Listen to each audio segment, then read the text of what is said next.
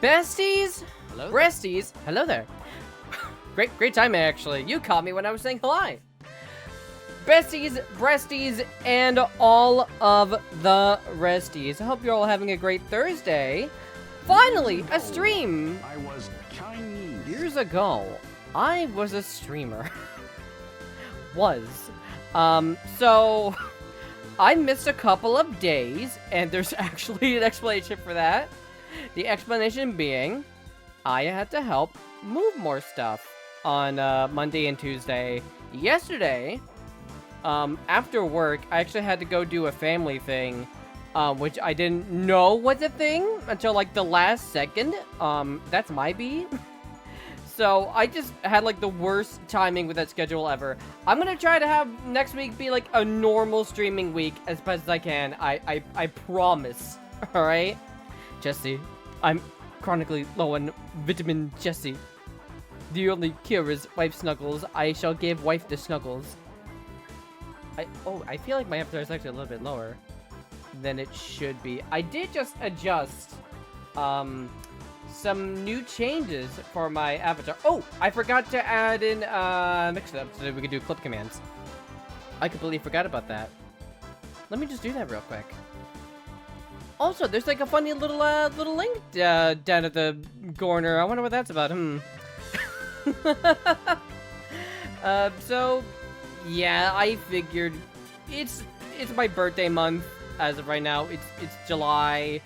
So, oh my god, a 7-stream streak, that's almost a year.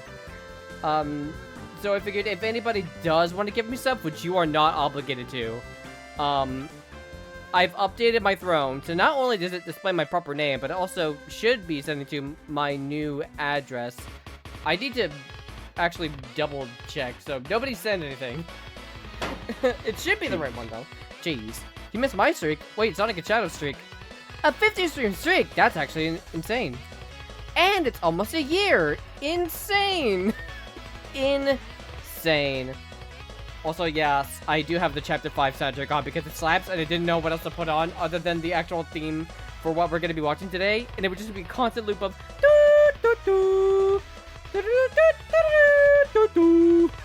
and and that would be that would be a lot for anybody. What day in July? The 22nd. I want to be able to stream for my birthday.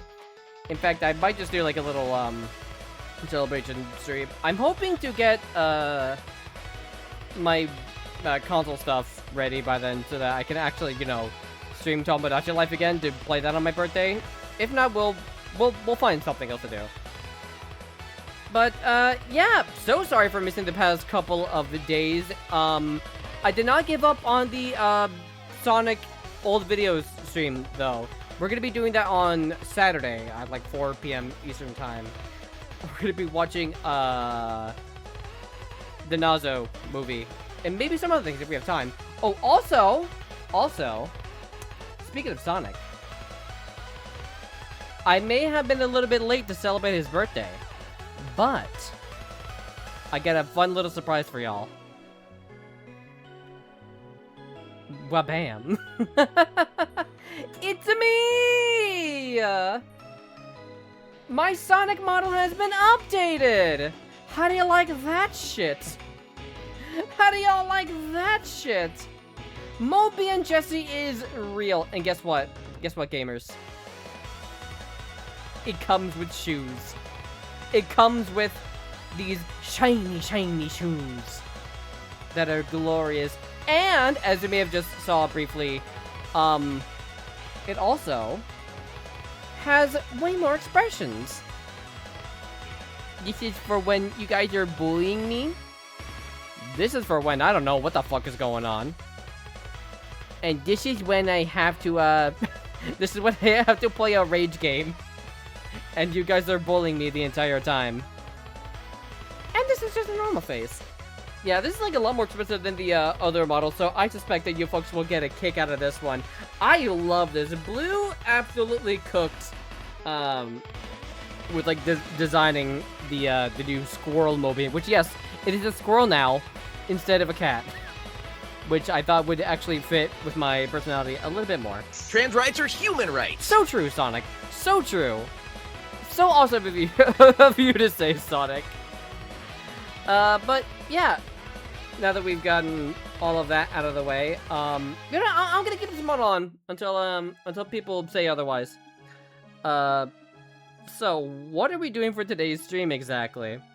Well, it is a reaction stream, but it's a reaction of the best / worst review show ever made. How many of you are familiar of a little show known as Gaming in the Clinton Years? Chances are, if you are familiar with it, it's probably through the Kadikarus video from like 2020. But for those of you who do not know, let me actually look up a little bit of a summary for this wonderful show that we're going to be watching together. Raise his hand. Yeah, I imagine if any of you have seen this or have heard of it. By the way, Jessie, my best friend got me a Nintendo Wii as a late birthday present. Oh my god. Wee-hee! Well, I hope you have fun with that. Alright, let me actually look up a little bit about this show, because the man behind it is a very, very interesting man. Let's go ahead and let me actually make sure that I have the window capture for this. There we go. You folks will barely be able to see a thing, but I'll try to zoom in for y'all. Right. In the mid-1990s, a man named George Wood created a TV show dedicated to video games on a Maryland public access channel called Flights of Fantasy, much to the uproar of the gaming community. The show gained quite a few detractors. Wood was not known for his playing skills, research, or good taste, and the production was rather cheap. He would tend to go off topic, sometimes markedly so, in a very fervent manner. So, Years ago, I was and years ago, he Chinese. was Chinese. It had a small following, being a local public access show, but it would be lost forever had Wood not joined a video gaming association called Navigator, who archived the entire series, edited each episode, and put it onto YouTube as renamed Gaming in the Clinton Years. This is how most people know of Wood. So, what we have here, gamers, is basically pre-AVGN video game review content with a man who just has very, very interesting taste in gaming. And when I went to look at just how many videos that there are in the playlist, the official playlist, anybody want to guess like the rough number? Yes, I'm pre-nostalgia critic. It was like pre-YouTube. Gaming in the Clinton Years is the first that we made along the way.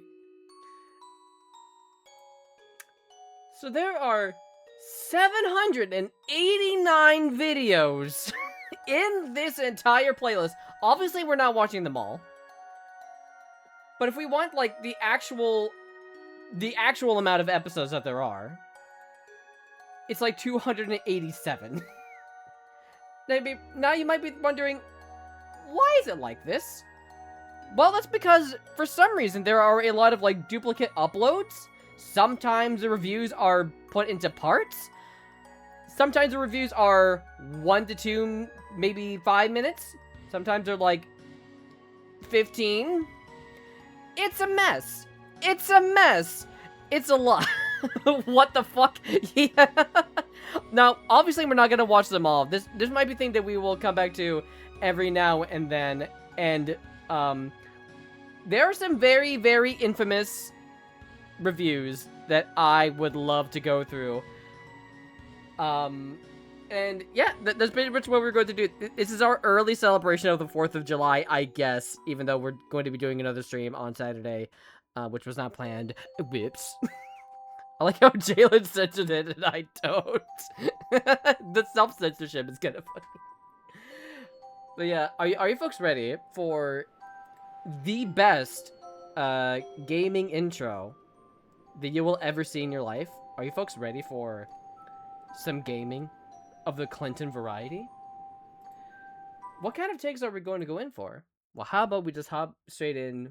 We'll hop into Jessie Earthbound review. Corrected. Not sure what corrected means, but I guess we'll find out. Like Illusion of Gaia, Earthbound comes. Oh, this one doesn't have the intro. Aw, that's upsetting. Earthbound is an easy RPG, but Nintendo. Man, this it really loves my right ear. Constant, uninterrupted fun. Earthbound has so many comic elements to it that Nintendo doesn't want you to give up on the game and never see those funny scenes. Earthbound is the first RPG to be set in modern times. You save your oh my god, look, you can count the amount of pixels on the screen. It's so crunchy. Pizza. Speaking of pizza, you can play the game with your left hand and eat pizza in the other, since the So this is our protagonist, everybody. Meet George Wood. This is the protagonist of gaming in the Clinton years. What a great start. I don't know if this is like the first review that he ever did, but goddamn, is it a great first impression. Hi, Elsa. Hope you're doing well today. Hope you're having a great day and you're being safe. Let's just go back to that comment. You save your progress by calling your dad over the top. Does anybody remember the classic Game Room on YouTube? We also need to watch that too. I feel like I might have heard of that, but I'm not entirely sure. I'm mostly just like watching these because these are hilarious. When does he learn sound balancing? That's the neat part. Telephone and refill your energy by eating pizza. Speaking of pizza, you can play the game with your left hand and eat pizza in the other, since the game can be controlled with the L button, which lets you talk and check, this is known as search, gaming, and the control pad to move. Prepare to visit several places: a clubhouse, arcade, burger shop, theater, Loch Ness Lake, dinosaur museum, hospital, drugstore, Stonehenge, a police station, library, a park, city hall, preschool, a bakery, laboratory, tents, caves, inns, a desert. It's just a like a resort, grocery list of places store, that you a go snake to. shop, and Saturn Valley. Watch out for Master Belch. You may have smelled him before. What the fuck does that mean? The battles in the HP what does that elements seem mean, out of George? place, but the psychic experience points fit the Earthbound mold well. The game is easy, but you should consider buying it just because it's really innovative. Earthbound is the first RPG set in modern times. The graphics are impressive artistically, but not technically. The humor makes the game interesting. What is that? I'm trying to like, I'm trying to like decipher what the fuck this man is like trying to say like half of the time. Also, you folks let me know if you want me to stream Earthbound at some point, because I would love to. I've never really played it. I've seen Link play bits of it here and there, but I haven't been able to watch the entire thing. Also, did he just like cut himself off? What was that? The humor makes the game interesting. Oh no, that was just like a sick transition. What? What?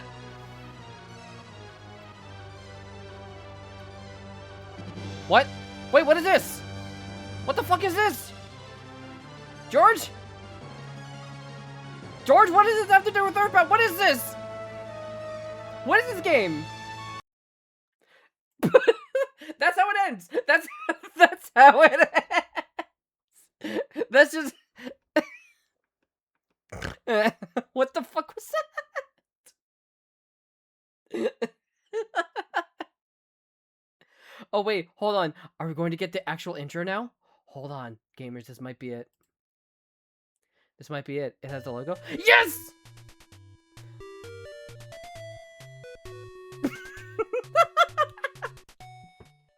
Move over, angry video game nerd. We have the new, hottest video game review intro ever made.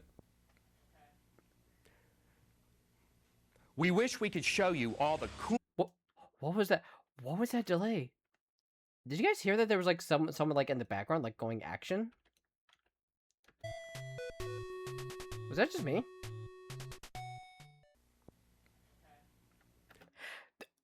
There was someone in the back just like yelling action. We wish we could show you all the cool secrets. This of was on 1080 television. New tracks. I Giving think. your character a body of ice, the head of a panda, or a snowboard shaped like a penguin. We're not joking either. These nifty bonuses can only be accessed if you beat the game in every mode on the expert level. In other words, forget about it. Forget 1080 has about two basic it. principles, racing and performing tricks. 2 modes offer racing, another 2 offer tricks, and yet another provides 2-player action. Obviously, the tricks are harder to master, but Nintendo deserves a big fat kiss for basing all the stunts Damn, around give it the a B big button. fat kiss Not right on their having hot dozens mouth. upon dozens of He's random feeling combination romantical. moves, like so many other games. Even the hardest move, the 1080 Air, is manageable under Move this over, system. nostalgia critic. The game is still hard though, like Diddy Kong Racing. The control is very accurate, and you'll perform best if you swish from side to side as you go, as well as look at the direction of the snowboard, not your character, to get your angling exact. The game's best feature is the graphics. Each level has the look and feel of being one with nature. The lighting is oh so gorgeous. Wow, You'll need you a bid can to catch really the drool see from the admiring the skybox. landscapes, complete with shortcuts and hidden paths. 1080 snowboarding is the best game on the Nintendo 64 Man, you know what would have made this better? so If it was far like this Sonic year. the Hedgehog instead. And while that's not and it was saying just much for the system, Bestie it from is Sonic Adventure. saying a lot for the game. Its only faults are length, only 6 racing courses, and the lack of chasmic jumps. Chasmic may not be a real word, but it should be.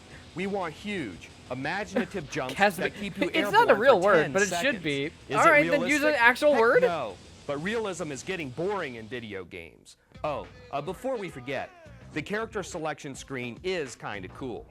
Each snowboarder is hanging out in the ski lodge. Makes sense, huh? Even in the few moments you'll spend there, you'll notice how each one has a distinctive personality, not just in what he's doing, but in his Yo, voice guys, as Canada well. mentioned happily Canada today. Unfortunately, the game includes no female snowboarders, and a Canadian snowboarder would have been a real treat. A lot What? more Wait, but George, there was a Canadian. Look, Canadian. What do you mean? It would have been cool if there's a Canadian. There's one right there, George. There's one right there. What do you mean? exciting than the incorporation of Tommy Hilfiger clothes. By the way, if I mispronounce the name, you can chalk it up to my age and pure apathy. At first we thought 1080 was a quick, albeit excellent Okay, so this is like another thing that is a part of a lot of these reviews. There's like this rating thing, and as we'll go along, you will realize that this makes no goddamn sense. Like it's like control is A. Okay, so that means like it's good, I guess. Difficulty is A. Does that mean that it's like hard? Does that mean that it's good? Like what does that mean exactly? There was one right over there, but they got him. What do you mean they got him? I liked him too. He gave me some like maple syrup and Canadian bacon. Good guy. I liked him. thrill ride, But they which got due him. to its mere 6 courses was not worth $60. Although not every part of each mode takes place on an actual course, all modes are worth your attention. While motor racing games are Guess stuffed what, he with just extra contradicts modes of himself. play, Oh, you'll they see that don't he have the contradicts himself like relevance a that lot. 1080's modes possess. One mode seems simple at first, until you realize you have to perform several tricks in a row and stick the landing. If you don't, your score goes to 0. 1080 will keep you busy for a while, so even non-sports fans may want to buy it. Congratulations, Nintendo.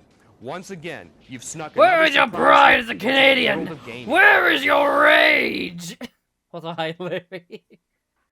Okay, so how about we go look for some actual like specific let's look for some more specific reviews. What have we got?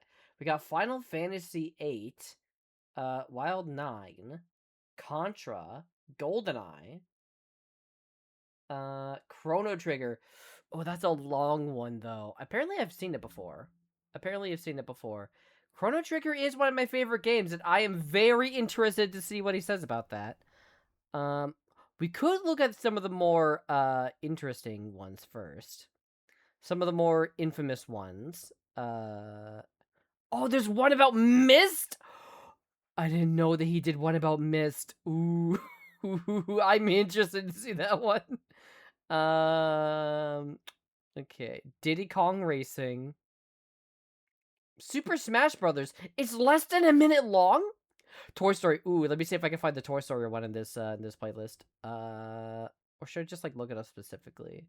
I wish I could like search within the playlist bar. I feel like that would make it a lot easier. Get sleep. It's good for your spleen. If you guys see it, just like yell at me because I'm trying to scroll through this. Again, there's like 700 video. You know what? I'll just look at the specific video. I'll just look at the specific video. Gitsy Toy Story. This is a very infamous one. It's 7 minutes. 7 minutes of the best Toy Story review you'll ever hear. Gaming in the Clinton years. Okay, wait, hold on. Before we do that, before we go gaming in the Clinton years, apparently I had to pin Vixen. Give me a second. Where is... There it is. Okay. Now, where are you, Vixen? Sorry, I still need to, like, find a sound effect for the pin thing so that I know when people wish to be pinned. Here you go. You can block my boob. Also, happy late Canada Day. Now, let's go back and hear that amazing song once again. Uninterrupted this time. It's so good. Get sleep. Get sleep is good for your spleen. Oh, get see. The first Super Nintendo game ever from Disney Interactive is Toy Story. When you pop in this game, the first thing you notice is the poor edging on Woody. No, George, that's not the first thing that I noticed. Main character of the movie and the character you control in the game. The Toy Story movie was done with Silicone Graphics Computers.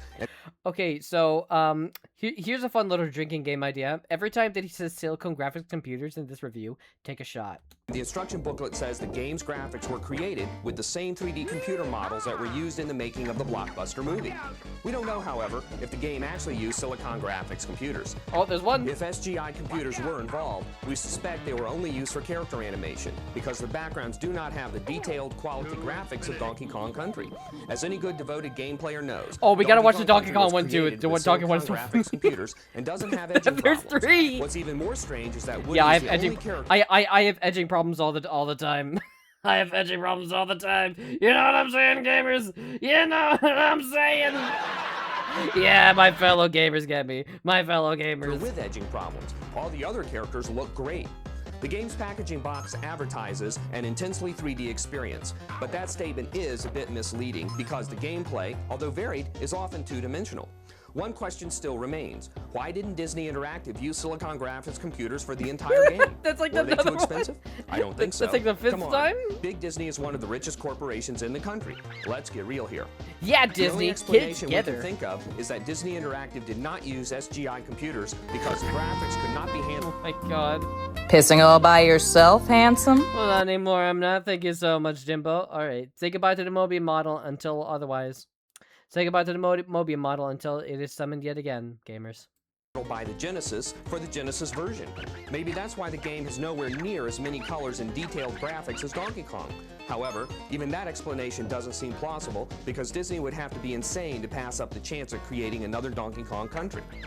Besides, the Genesis version and the Super NES version don't have to be exactly the same, so what's the big deal?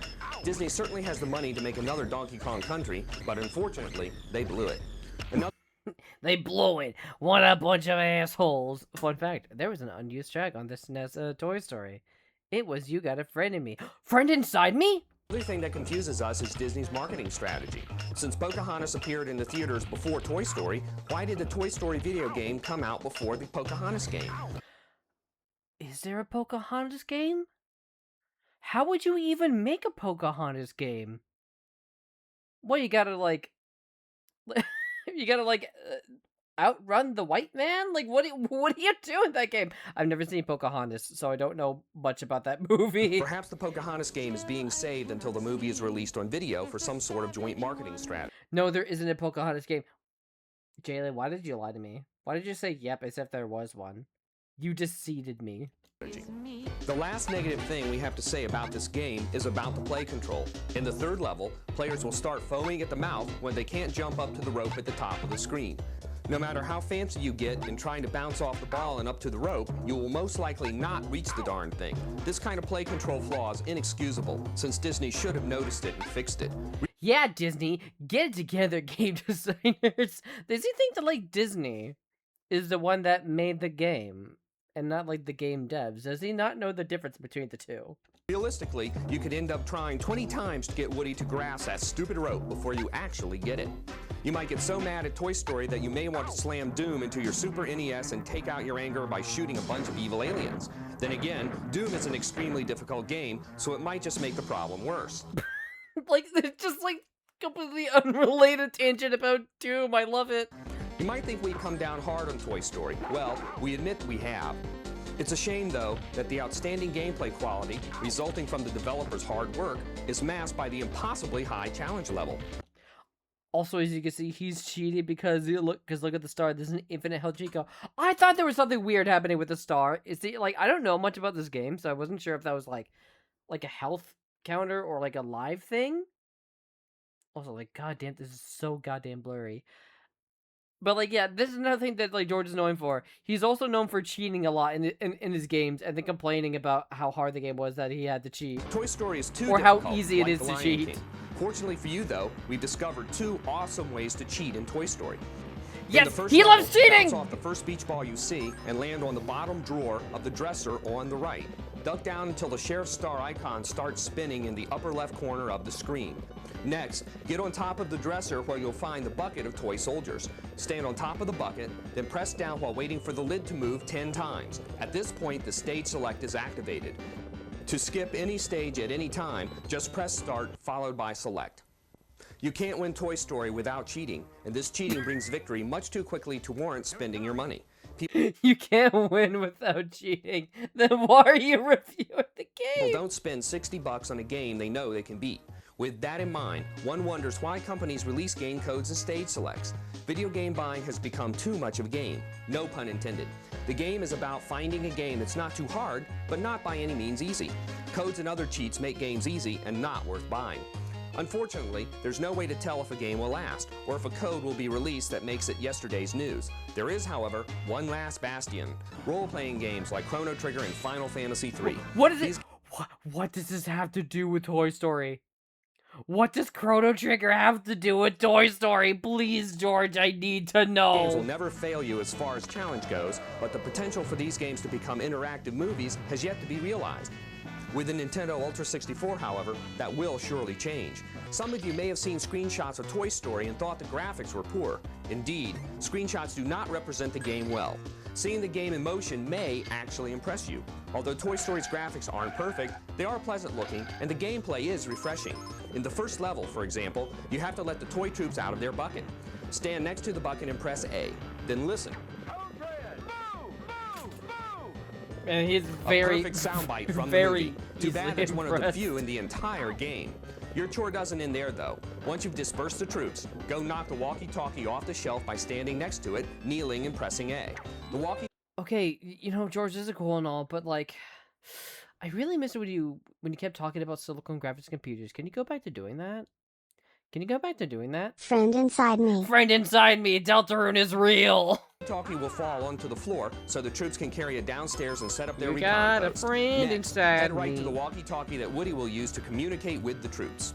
In the second Yeah, so level, sometimes the he goal just is to get becomes all a the toys back where walkthrough? they were before Andy gets upstairs and finds them out of place. Knock the blocks out of the pig's way so he can get down to the floor.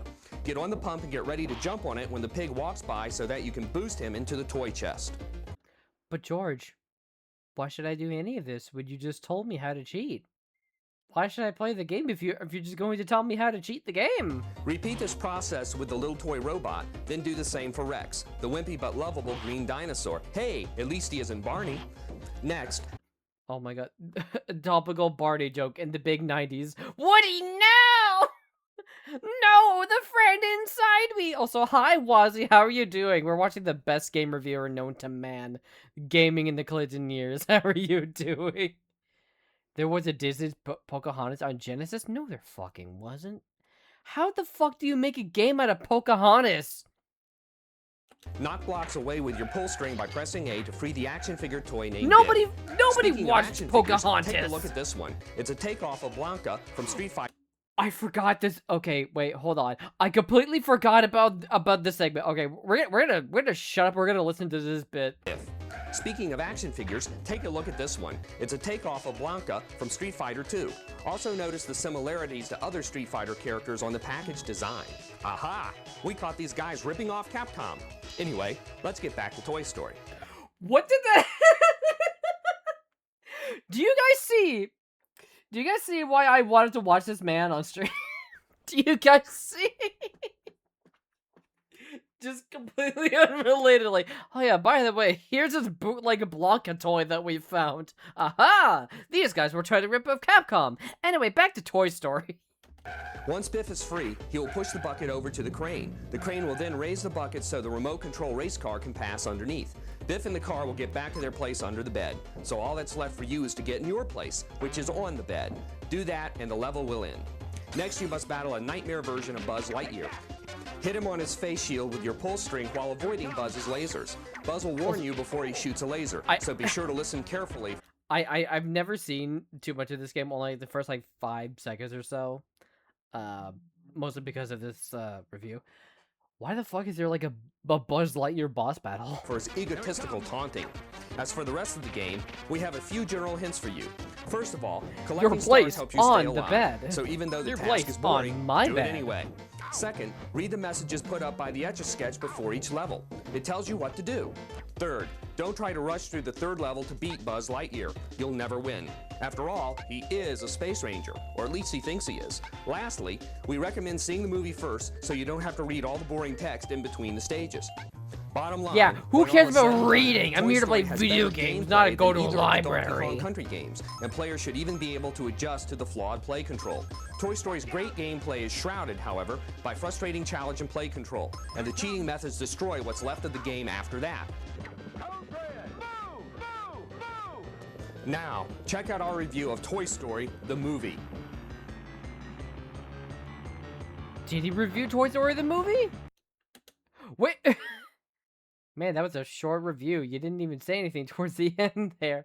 I want to see this man's movie review so badly. I wonder if there's like an archive of that anywhere. I wonder if that is an archive that exists. I did not know that he also reviewed movies. That's awesome. Okay, alright. Which one should we do next?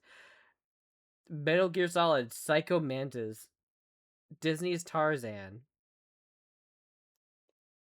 Star Fox 64, the easy ending, Gex 64 ending. Is it just like literally just like filming the endings of games? I know that there's like some other really, really good ones that we should watch. I don't know if I want to watch the ones that are like too long. There's one from Cash Banuka. Wait, hold on. I know what we gotta watch.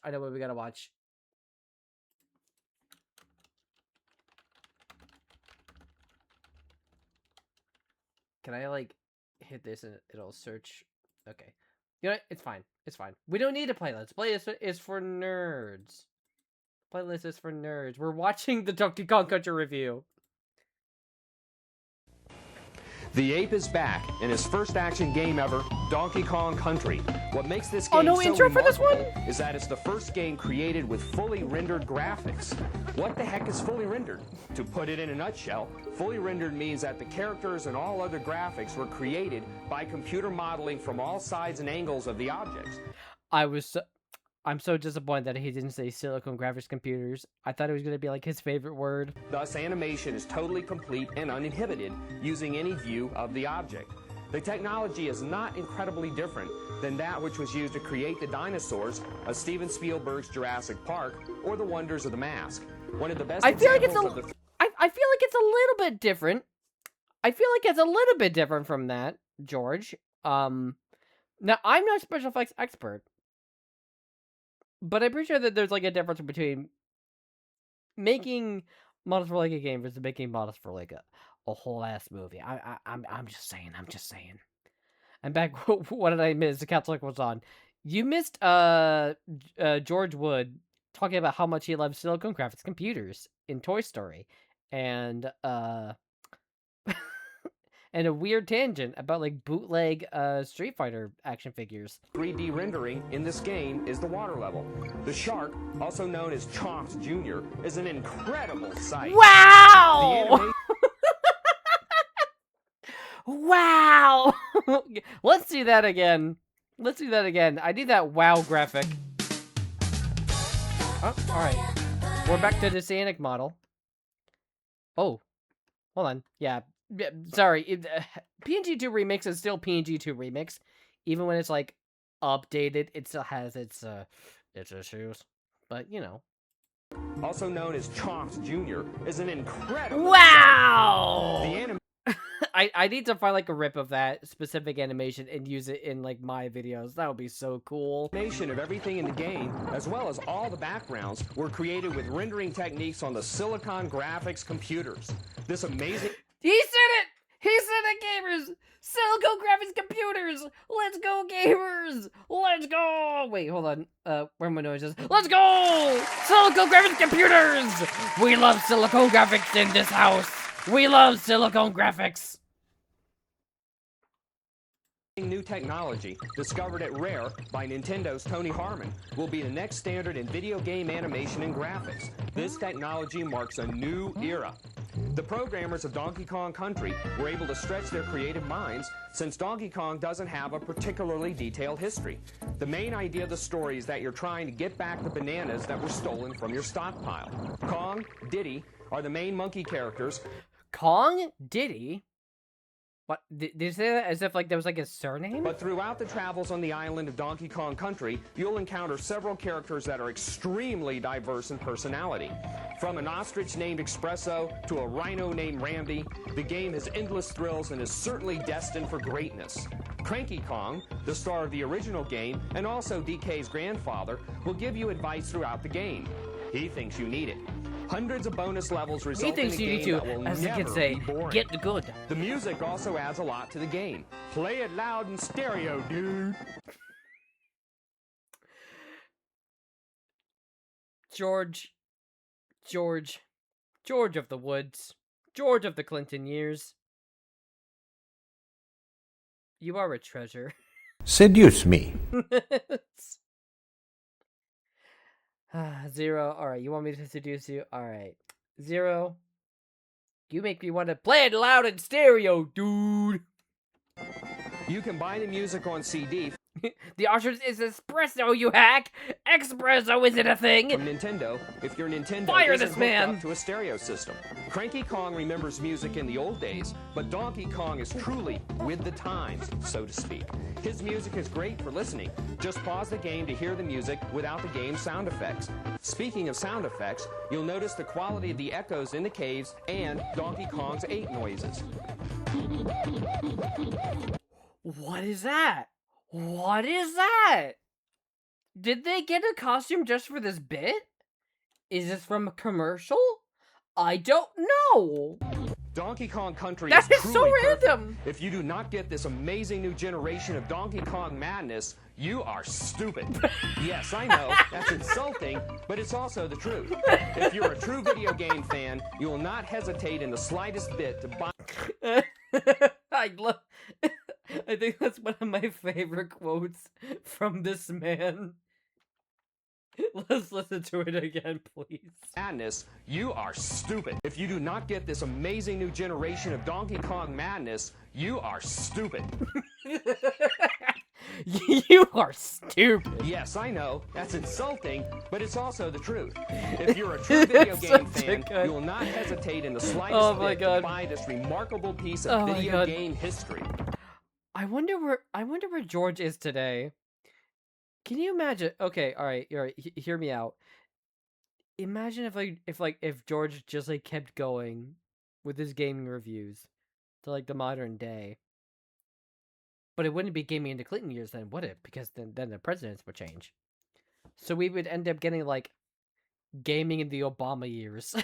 Where he plays like Super Mario Galaxy on the Wii or something.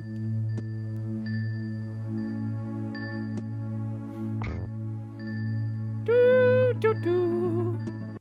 gaming, Bottom line, get it now. The graphics are an example of a revolution.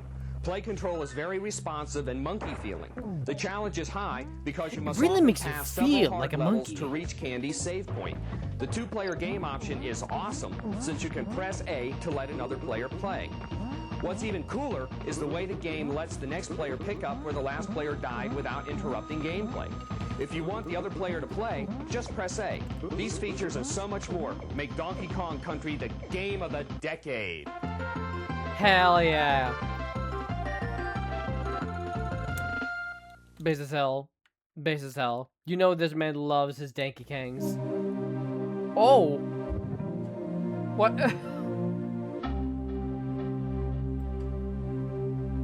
George, why do you have like such a sad game over screen at the end, George?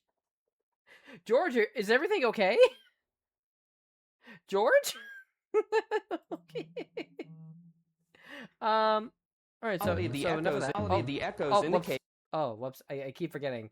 I have my numpad set as the faces. Okay. Oh, gamers. What should we want to watch next? I'm pretty sure that there's like some more infamous reviews that we could be watching. I'm curious about his thoughts on Mario 64. I'm curious about that. We might do that one. Doom 64. Darkstalkers 3. Diddy Kong Racing. Gaming the Obama years, but he will continue to compare every game to Donkey Kong Country. Like, he just cannot let go of Donkey Kong Country. It's like, man, this Donkey Kong Country Returns is great and all, but it wasn't made with Silicone Graphics Computers. I'm curious about what he thinks about Myth, so let's do that one. Mega Man 8 ending. I don't know if this is just straight up like just a cutscene of the ending, or if it's just like how to do the ending or whatever. If he's actually going to talk about the voice acting, what if he thinks that it's like so good? Like, they're really heartfelt performances by me, gay man. What else? Let's save a few so that we know how to come back to them later. Mario 64 extended, a 15-minute long video. Oh my god. Oh my god. I might do that one. But why is it extended as opposed to like the normal one? Why did he review it twice? Oh my god. Does he actually review the movie of GoldenEye?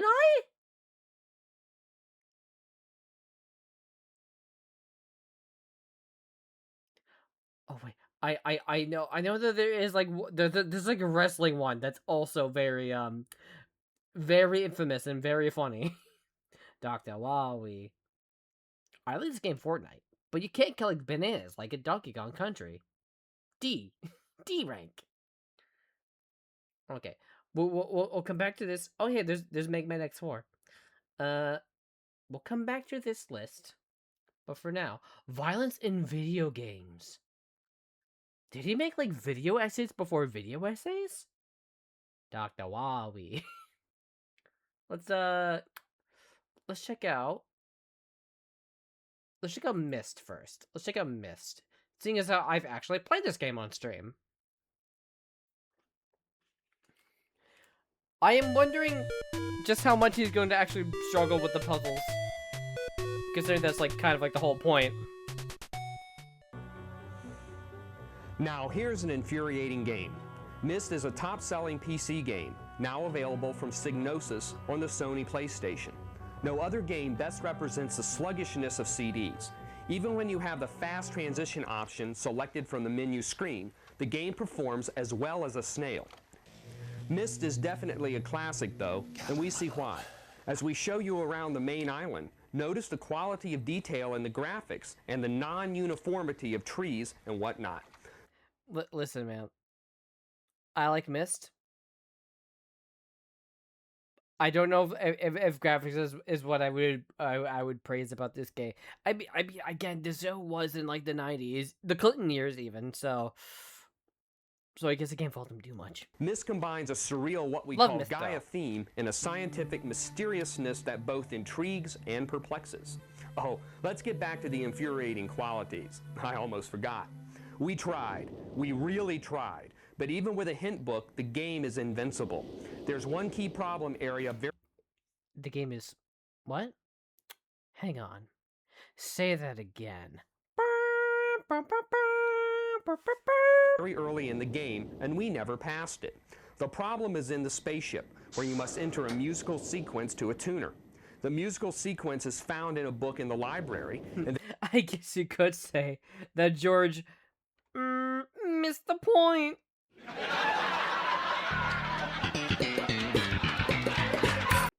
there's even a harpsichord in the spaceship, so you can play the notes, hear them, remember them, and enter them correctly in the tuner. Well, good luck entering them. Even entering one note at a time won't work for us. We know other players who got stuck here too, but they only played the game briefly. This is absolutely ridiculous. I don't remember how much I struggled on this bit. Weirdly enough, I'm not good with puzzles and games. Shocking, I know. But I actually had like a pretty fun time playing this game on first ever without looking up hints for like the majority of it. In fact, I don't remember if I looked up anything at all during my playthrough of the game. I might have looked up like one or two things. I don't know if this was like one of them though. I don't know if this is the new direction for the new Rhythm Haven. Hi, Thomas. Because even though you know the solution, you can't execute it. Another gripe, Myst has no password feature, so memory cards are a must. One thing that isn't a must, however, is Myst itself. Sorry guys, but I've had enough of being mystified. Couldn't you save in Myst?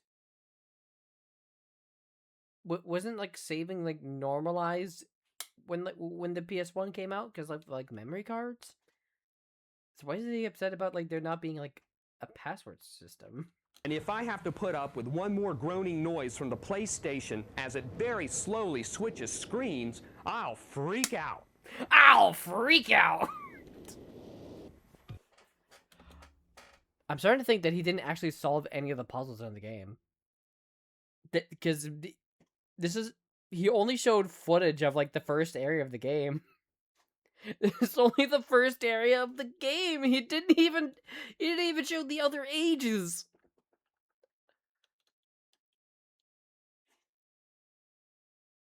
Oh my god. All right. Well, that was a beautiful review of Myst. I don't think I could have done any better myself, frankly. You know what? We'll move on to my phone is like loud. Let's check out the Mega Man 8 ending. Why not? We're gaming the Clinton years.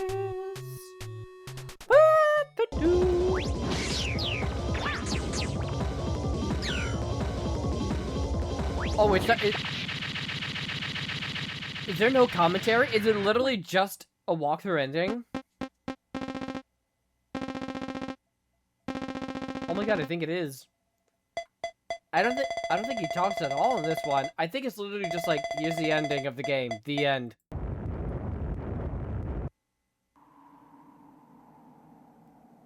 Is that clock transition from the game?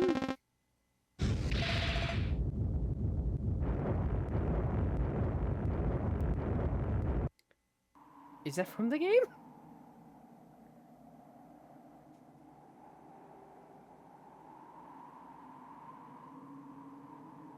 What am I fighting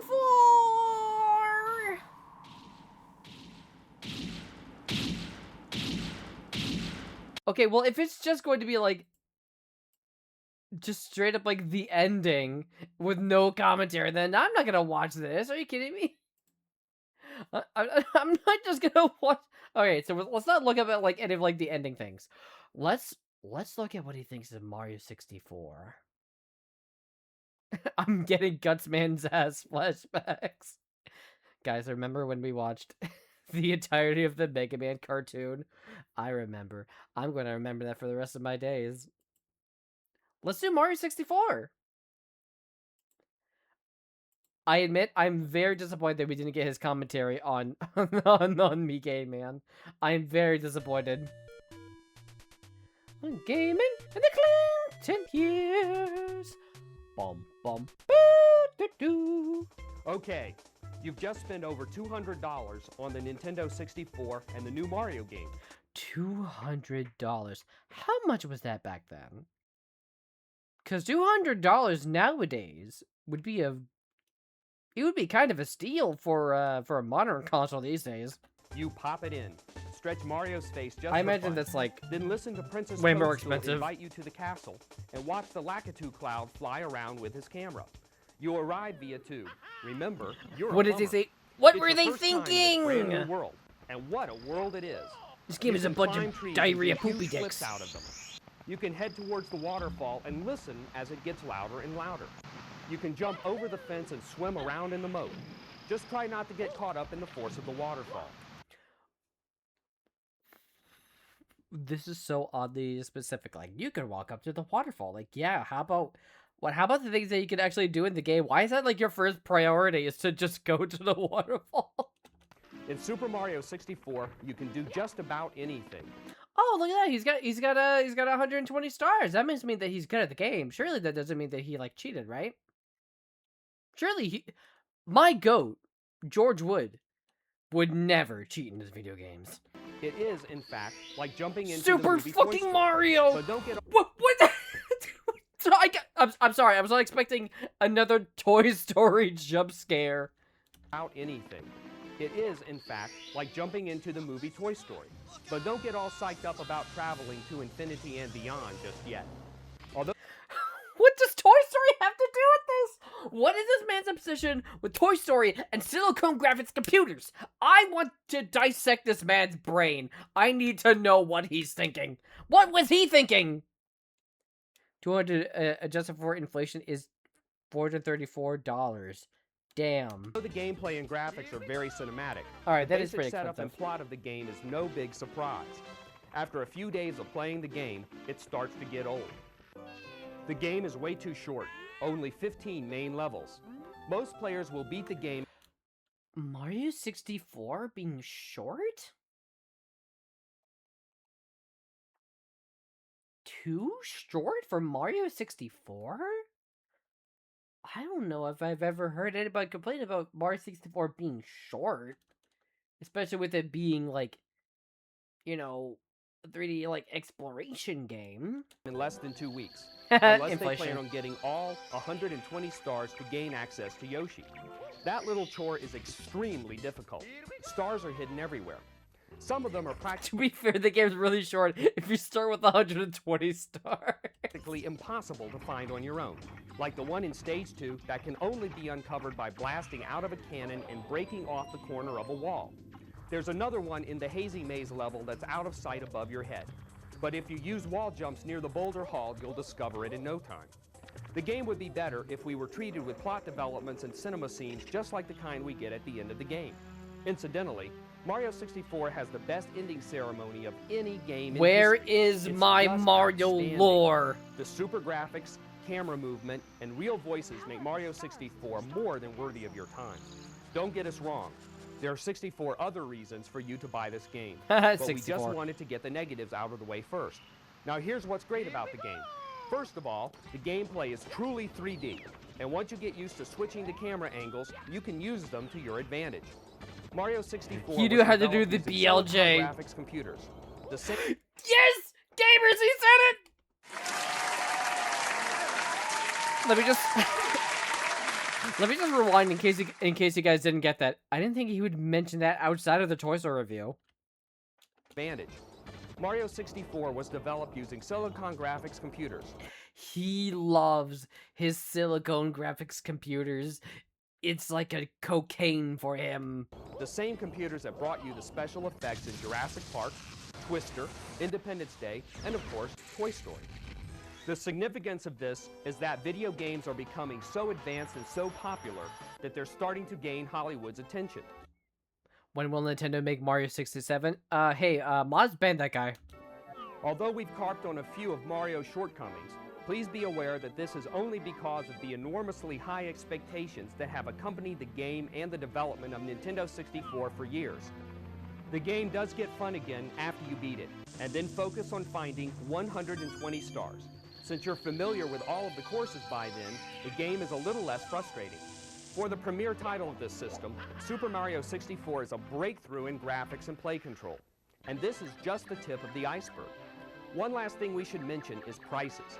Nintendo 64 games will be, on average, $10 to $15 more expensive than Super Nintendo games. Drop the price! Drop the price! Come on, Switch 2 gamers! Drop the price! Drop the price! This means that most games may cost around $70, compared to an average of $50 for first-generation gaming systems. Although we believe that Nintendo will definitely beat its current rivals when all is said and done, drop the price! Drop the price! PlayStation could surprise us all. Cash That's Paducah! how things look right now. But as the Nintendo 64 grows and the writable disk drive is introduced, Also, hi Sloth, how you the doing? gaming game will surely change. We all want the best games there are. We all want games that give Hollywood a Oh, I run thought he for its clipped money. through the But gate how much are somehow. we willing to pay for these great software titles? Maybe, as video games become more mainstream, companies will be able to afford to lower their software prices in an effort to attract even more buyers. The way that this sentence has aged like milk considering recent news. God, it's wild that games haven't gone up with inflation for the last, like, 25 years. Like, holy shit. Oh. God. Especially since, like, I'm sure that y'all have heard about the fact that PlayStation is not going to have physical games after, like, 2028, which is complete horse shit, and it sucks. Now that's virtual reality. No, $80 Fire Emblem. Nintendo. I hate it here. I'm so tired, boss. I'm so tired. Alright, so that was his Mario 64 review. I'm curious about the extended one. Is there more to it? Or is it just, like, slightly longer? Oh, wait. Oh, I accidentally clicked on the video twice. Whoopsie. Alright. What's another good one? I know that there's, like, a wrestling one that has, like, a really funny line in it. I might have to, like, look it up. Hold on. Gaming in the Clinton years. What was, like, the wrestling game? This is it! This is it! Yes! Yes, I found it! I found it! Yes! WWF Attitude! No physical media, only buy. You will buy nothing and you will own nothing. Did he review Lego Star Wars? I think that was a little bit after his time. That wasn't in the Clinton years. Gaming and the Clinton years. How about fighting games? Of course, we have to begin with Acclaim's long-awaited WWF Attitude. While we have yet to review the N64 version, the PlayStation version did not live up to expectations. The graphics are very disappointing, especially during entrances, but the character animations are well done. Some modes do not even have entrances.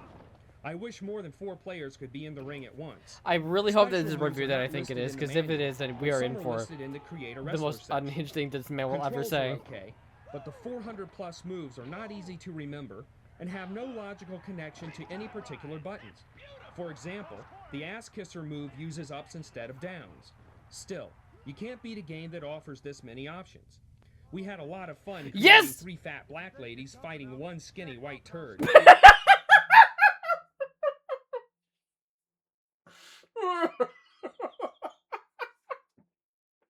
George!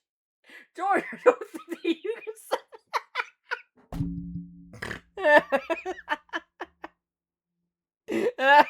what the fuck? Play that again for the people in the back. Oh, you got it. In fact, I'll turn it up. I'll turn it up. We had a lot of fun creating 3 fat black ladies fighting 1 skinny white turd. You don't get to do do that every day. No, George, you don't. And they tie up. Player 3 obviously can't win the match that way. Well, this is obviously unfair. Not because of the weight class, but because it's 3 against 1, obviously.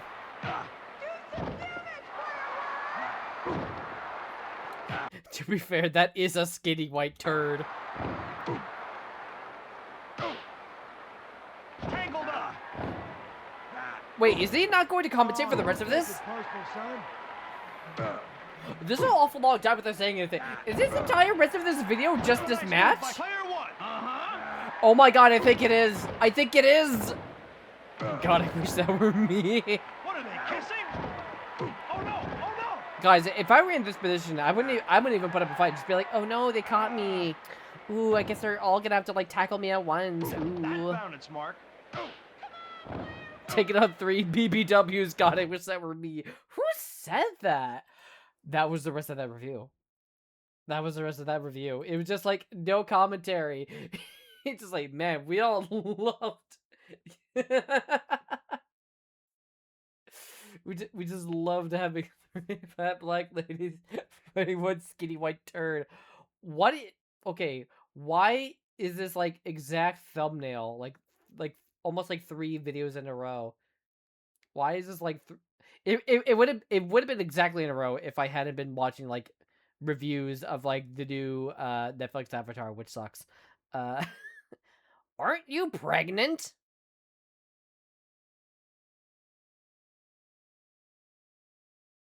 I mean, not the last time I checked. I did give birth to this little guy over here. But that Hey, was under Mama, different Are circumstances. you a fan of wrestling? No. Have you ever been to a wrestling event in real life? No, I have not. I never really been into like wrestling stuff, but like man, I can appreciate it. I can appreciate the art. Take notes, IGN. Exactly. Okay. What other videos could be? I see that there's Rugrats Search for Reptar. That one might be funny. But yeah, there's like 3 separate playlists by different people of no context gaming in the Clinton years with Final Fantasy VIII. I don't know why that is. I feel like the universe is telling me to watch the Final Fantasy VIII video. I feel like that's what it's trying to tell me.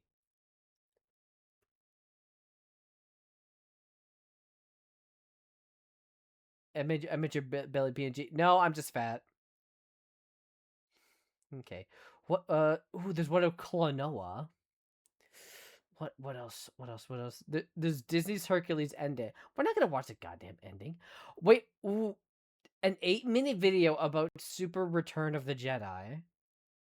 That one might be fun. I think the baseball one has like a funny bit in it, doesn't it? I might be thinking of like another one. Let's try it. Fuck it. Why not? Don't be weird, chat member. Yeah, don't be weird. Wait, I'm looking at the comments about the WWF video. What about the comments? Hold on. See, 2 seconds in it, and George Wood offers both skin colors in 1 sentence. Holy shit. He offends both skin colors. Wait, both? As in there's like only 2 that exist? I'm not sure if that's what this if that's what this man meant, but like goddamn. It's a wild sentence. We're gaming in the Clinton years. Oh, this one has tags. Acclaim Sports has It is put their 2 bookmarks. cents worth into the virtual baseball league. All-Star Baseball 99 is loaded with features. Soon, all sports video games will have the real faces of the players. This game Yeah, will not soon. forget that feature. One of these days. There's one thing that We'll really get there. bugs us, if we may digress for a moment. Why does every game, with the exception of Ken Griffey Baseball for the N64, list the Baltimore Orioles Stadium as Baltimore Stadium? Oh, They have that's the correct right! name, so what's the deal?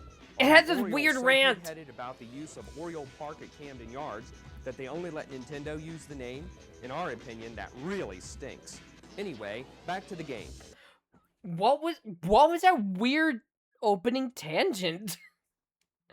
What did that have to do with anything? Let's run from the video. 3 black women wrestling a white guy? I think I found George's fantasy. It's my fantasy. It's my Final Fantasy. Really cool features. The right cut of the grass, that's really neat. John Sterling and Michael Kay of the New York Yankees provide the play-by-play and color commentary. EA Sports seems to be the only company that has instant replay. 0-1. We, for one, like that feature, but no one else does. Oh well, you win some and you lose some. The Create a Player mode is awesome. The players change size, stance, skin Guys, color, can we make the size of their underwear. Well, not 6, really 7. their underwear. This feature might as well have it, though. It has everything else. The stadium lights look really awesome for night games. We wonder if they will shatter when a home run ball hits them. Write us here at Flights of Fantasy if you get video footage of this most awesome feat, kind of like something out of the natural. Who knows? Maybe we can dig through our junk closet and find a neat prize for the first person to get us the shattering proof. For those of you who don't know, the Orioles have the sun on the top of the scoreboard. Instead, this game has an imitation, El Sol. We give up. Why the change? Another title, Griffey Baseball, has the sun. What is it? The feature we thought was really neat was the warm-up feature that a new pitcher gets once he is on the mound. So grab the cleats and take your position in the easy chair in front of the TV. I don't claim to understand this, man. 99 style. Okay, so like Control C, difficulty B. Again, does that mean that it's like hard or like average difficulty? The throw. The throw. All right. Well, there was that like weird tangent at the beginning. All right. What other good videos? There's so many endings. Final Fantasy main theme. He just like uploaded like the theme of Final Fantasy and like nothing else. All right. Hints. Violence in video games. That one sounds interesting. We might do that one. Oh, there's one for Mega Man X4. You guys want me to do more Mega Man stuff? Here you go. Mega Man X4. We could do that one. Let's see. Mario 64 versus Resident Evil? Are they comparable games? There's one in Mega Man Legends. All right, hold on. We gotta do that one. We gotta do that one. Before that, I really want to know how he compares Mario 64 and Resident Evil, 2 completely different games. Also, it's video number 69, and I think that's nice.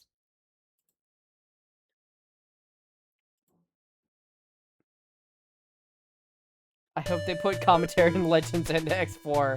Yeah, they're not ending, so there should be actual reviews. It seems as though the battle between the Nintendo 64 and PlayStation will be directly related to players' choices between Super Mario 64 and Resident Evil. These games are the beachhead of their respective systems. But which is better? Well, let's go through this point by point. Mario has camera motion during gameplay, but Evil only has it during the hands-off cinema scenes. What? Again, these are completely different games. Resident Evil uses like fixed camera angles. They couldn't be more different. If you want like a more like fair comparison, you could have done like, I don't know, like Spyro or Crash or something. Evil has real voices for its characters, but Mario and his friends are mute. Mario doesn't require you to solve impossible puzzles to win the game, but Evil has you solve tons of them. Actually, you won't solve tons of them. The game is virtually impossible without the hint book. So what's the bottom line? Guys, listen, I know that I'm not like the best with puzzles from these games, but I don't think you really need a walkthrough for the average Resident Evil puzzle. If you know how to do basic math, congratulations. You know how to solve a Resident Evil puzzle. The only one that I couldn't solve was when we did like Resident Evil 3, and there was that one fuck-ass random generated puzzle that was like borderline impossible to solve. It took me like an hour. Super Mario 64 and there was like no walkthrough hints for that one. It's more visual and immersive than Resident Evil. However, to our knowledge, no Nintendo 64 game has voices and dialogue yet. That's a big mistake, and we hope that changes. It's not just the graphics that players want. The Nintendo 64 is still very young, though. The Super NES didn't start off with Donkey Kong Country quality, so don't expect tomorrow from the N64 today. We still have to wait for the 64DD, as it's called. This disk drive add-on will be the 64DD? The Nintendo 64 has double Ds? Oh my. used in the N64 games of the future. All this talk makes us wonder, what's going on with Sega?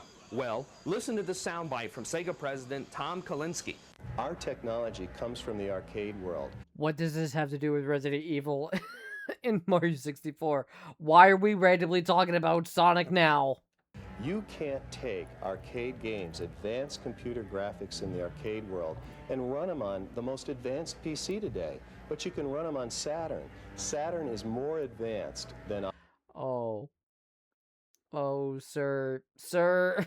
Sir. Y'all remember the Sega Saturn? Sega doesn't want you to. Either PlayStation or Nintendo 64. It has three The N64 DVD was an add-on only in Japan? Well, look, Sega, if all this is true, then why aren't... Oh my god, Sonic Extreme. Oh my god. There was actual promotion for this before it got canceled. You on top. You make a game like Mario 64, and then we'll talk. Until... What? Again, what?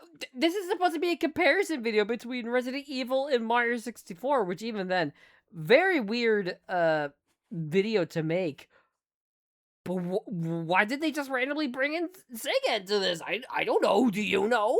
Until then, we rest our case. Whew, feeling good. Thank you, Game Plan, for the follow. Also, Sega does want you to remember the Saturn because the Sega the Sunshiro. That's true. That's true, guys. We need to have like a day dedicated to watching the Sega the Sunshiro commercials. We would have a fucking blast with those, and some other commercials probably. All right. Oh yeah, that's right. Ooh, do we want to do the Mega Man videos or violence in video games? Let's do violence in video games because that I think that was like shorter. I'm interested to see what this man has to say about the topic of violence in video games, considering when this came out. Violence in video games. It's been an issue that's faded in and out. The biggest controversy in video games of all time was centered around Mortal Kombat. Ironically, the movie was not criticized for violence. Well, yeah, because, like, the movie was, like, what, like, PG-13 or something like that? They, like, censored it. Or not, like, censored. But they made it, like, less brutal to be able to show it to, like, more audiences. Fighting games are inherently violent, and they have saturated the market. The leading fighting games are, of course, the Mortal Kombat series, the Street Fighter series, and Killer Instinct. The violence level in all of these games is relatively the same, although Street Fighter generally has less graphic violence. I was literally about to say, like, how is Street Fighter remotely comparable to Killer Instinct and Mortal Kombat? Street Fighter is pretty yeah, I mean, I guess we almost cut this man off too soon, but it sounded like it's just as violent. Like, is it? Is it really? They're not even like Video a single blood games splatter. suck. We should all become fishermen instead. Hell yeah. Yo, guys, let's boot up like a copy of like Sega Pro Bass Fishing. Or better yet, we'll boot up my copy of Sonic Adventure DX and we'll play the Big the Cat fishing missions. That's how gaming should be. Resident Evil is not a fighting game, but it is a very violent one. Yeah. Yeah. Again, I don't think that this man can stay on topic for like more than 2 seconds. But then again, these videos are like 2 minutes long, so you have to shoot zombies several times to kill them, and the ultra-realistic animation and sound effects don't butter this over.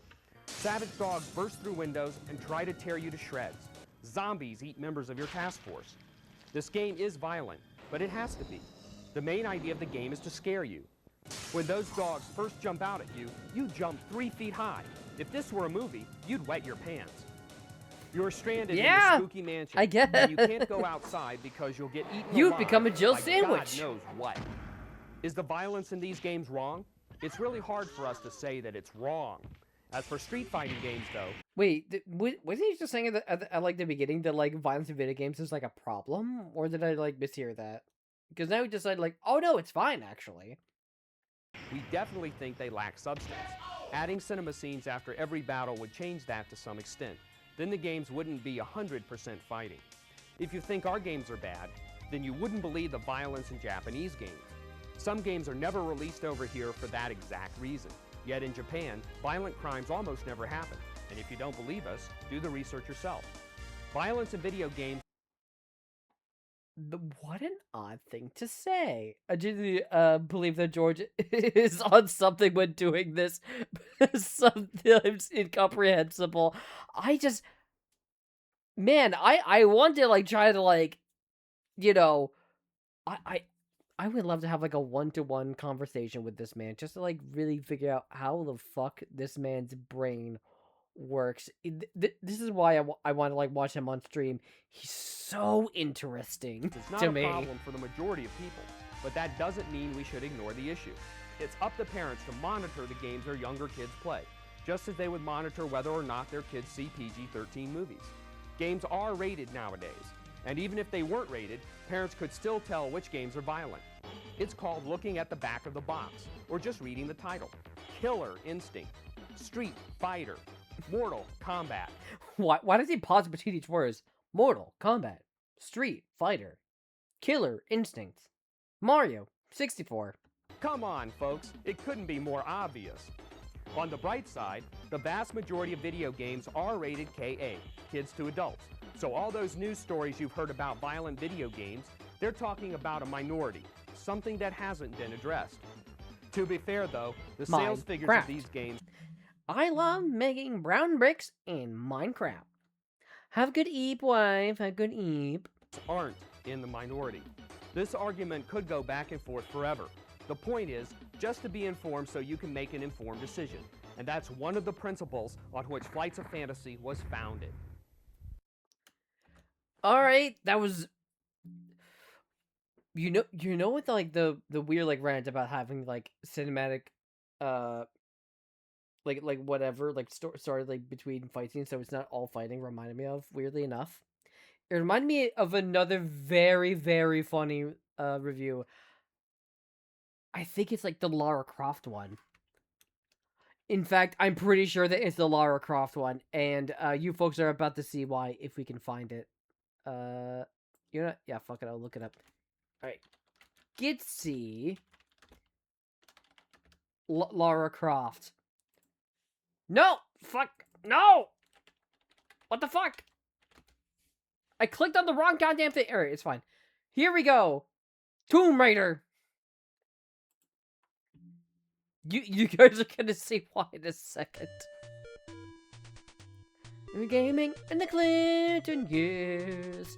Bugsy 3D was too violent. Yeah, they had them explode, It's dude. no big surprise that IDOS is moving up the video game food chain, considering last year's mega hit Tomb Raider.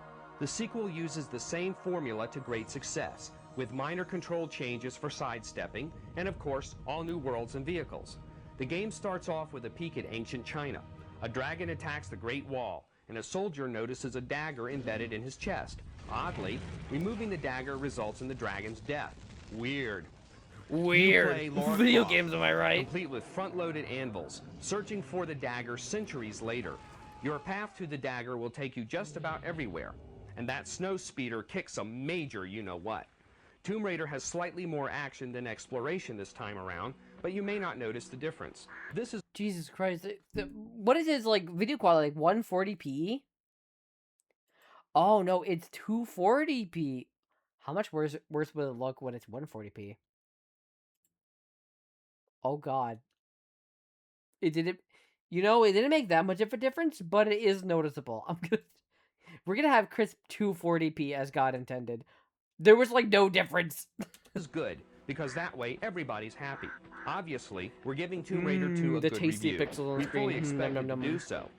We knew the game would be great, and it is. And we've only just scratched the surface.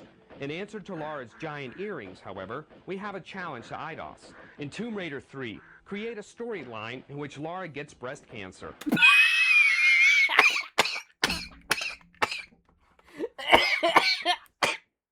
Yeah, there it is.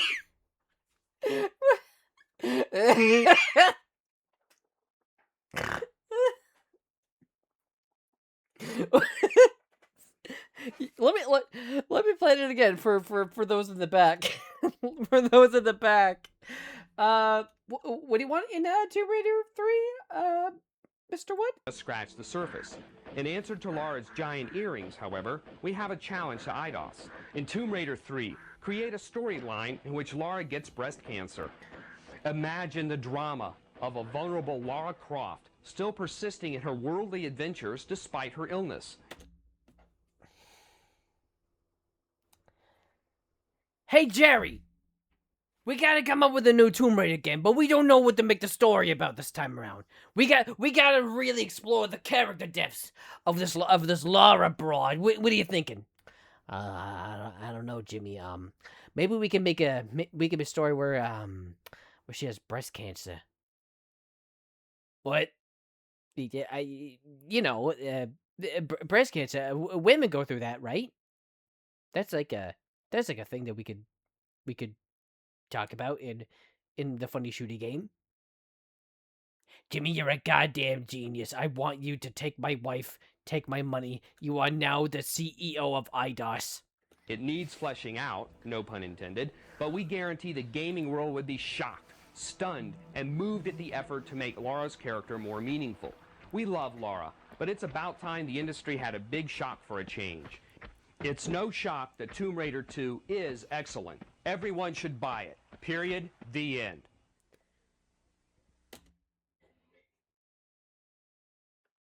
George, I want to sit on your hair. It looks like it'd make a good sofa.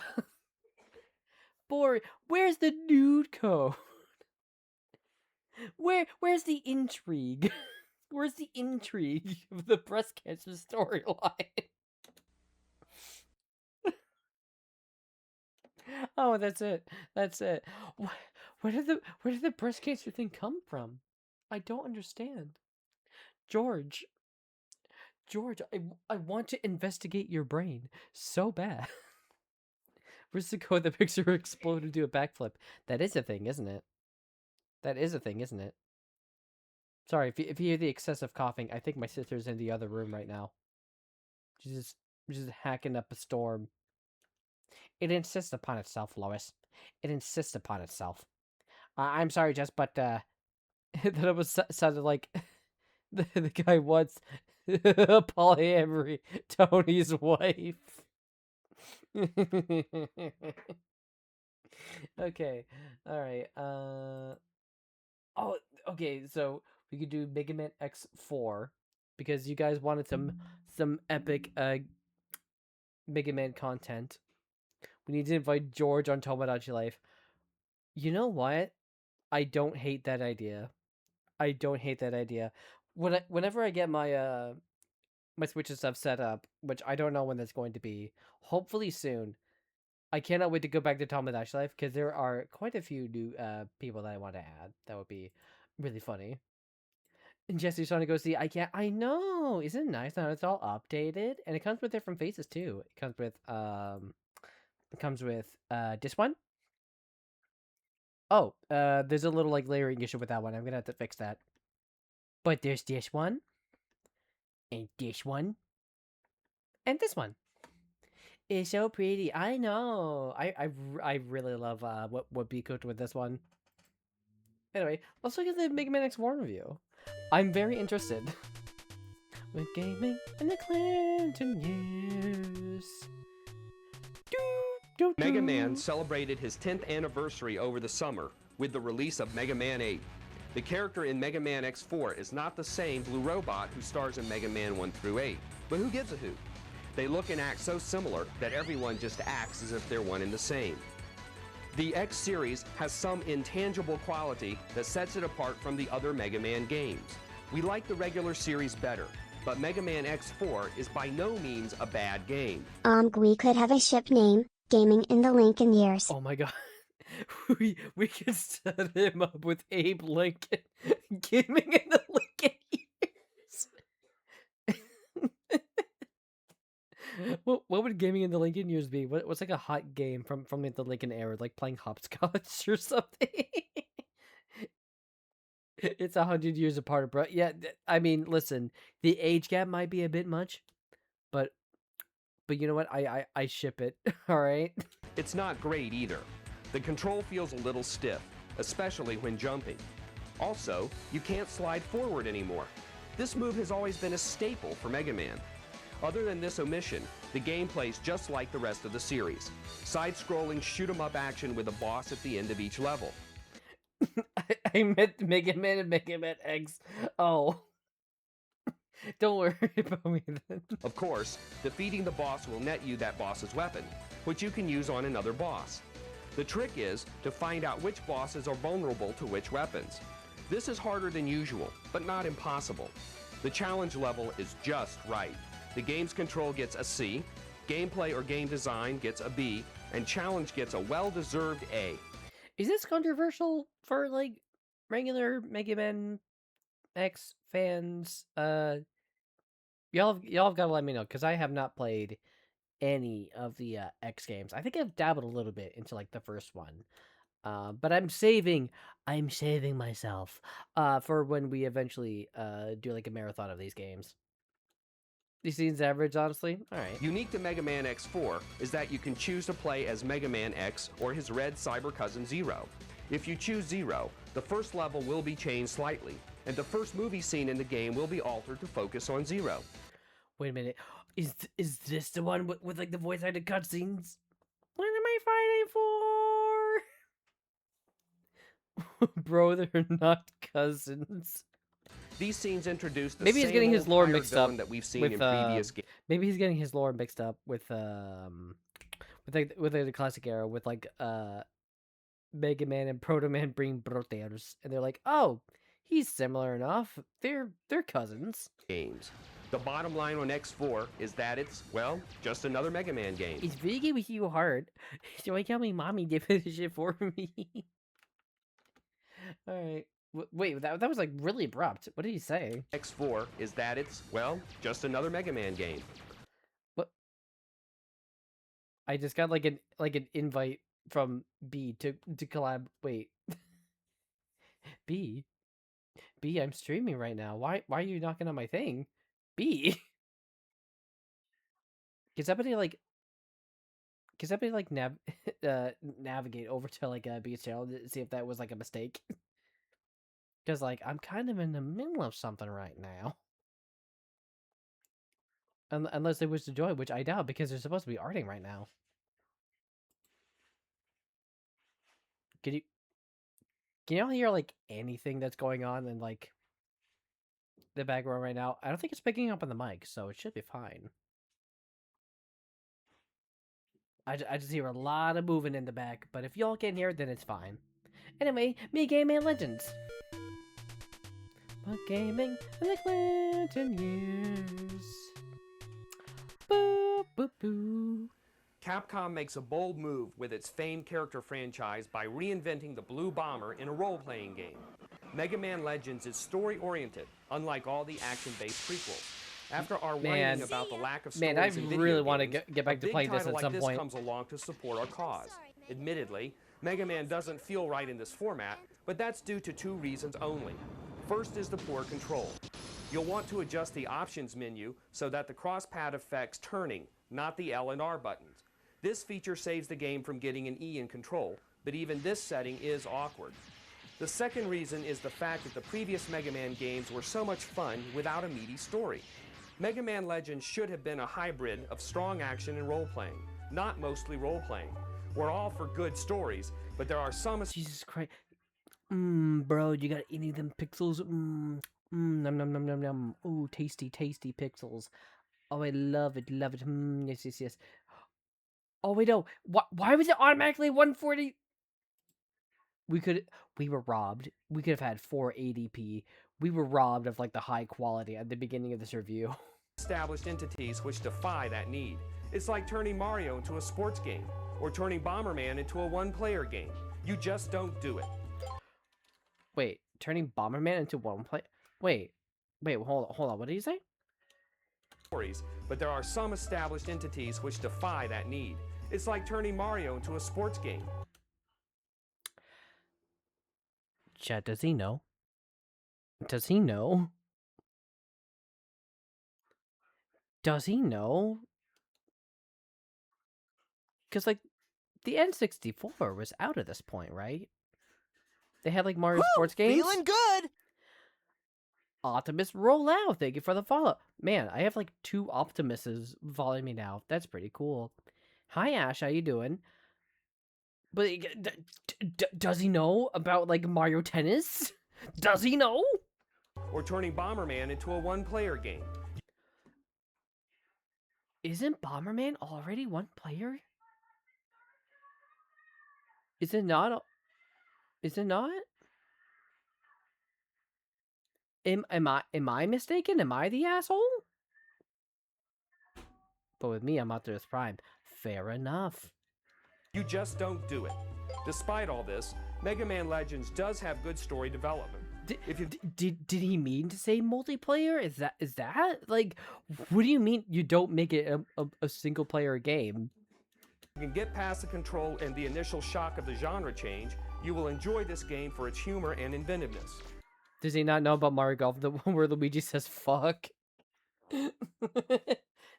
If he does, then we gotta play that one. We gotta play just to hear Luigi say fuck. Unless you tire of all the menial tasks.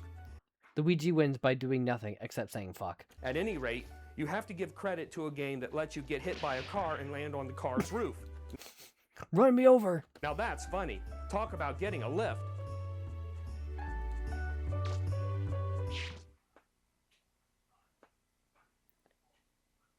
Is that... That's how he ends his review? That's how he ends his review? Mega Man, look out! Brian, look out! No! Damn! Damn, his sacrifice was made in vain. Okay, I don't know how interested I am in watching his Star Wars one. The Resident Evil one was funny. Okay. I feel like we could maybe like watch 1 or 2 more, maybe 3, depending on how long they are. If there's any that y'all know of, that would be a great watch. Then we can go with whatever is like recommended. Let me see. Again, I really hope you folks can't hear any of the TV stuff, because I really hope that doesn't get me in trouble with Twitch or something. There's like a Tarzan one. I am kind of interested to see what he has to say about Chrono Trigger, but it seems like it's way too long. Donkey Kong Country 2, Cash Paducah, Chrono Trigger endings. Endings, not like a specific ending. It's like a 5-minute video.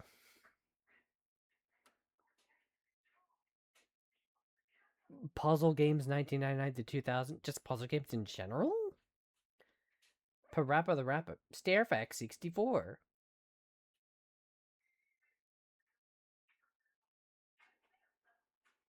We you know what? In honor of like Star Fox 64, the remake coming out this week.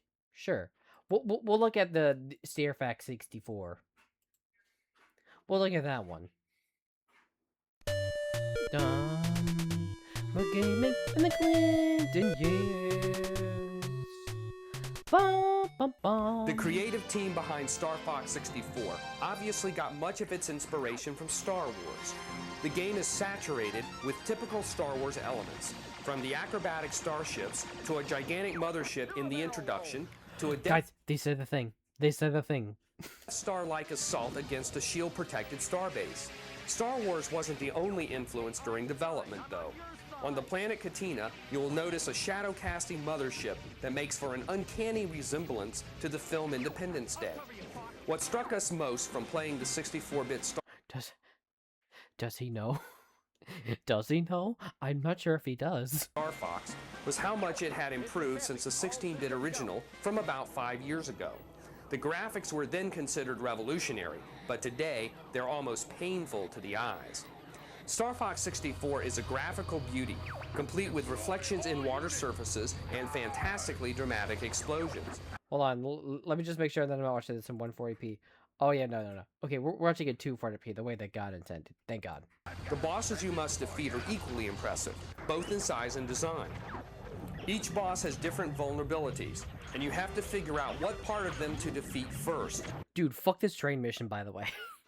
Can I just say, fuck this train mission. And sometimes how to avoid their attacks. Now that I've in the actually process. played this game, fuck that train. The game comes packed with a rumble pack, a wireless All you had to do was follow the goddamn train, Star Fox. device that simply clicks into the bottom of your controller and provides force feedback when you are hit by the enemy. We found the rumble pack to be a letdown. The rumbles did not seem to vary in intensity. One would expect crashing into the ground would cause the rumble pack to thrash furiously, but the effect is no more than a slight rumble. I'm gonna look at reorganize my action figure collection, which is up to 38 figures. God damn. I can't tell if that's too many or too little. At least the unit is aptly named. The rumble pack causes a major problem for owners of the popular interactive Game Shark controller. You can say it, but I don't fuck video game levels. Very hard thing to do. You can't pause if the rumble pack is in use.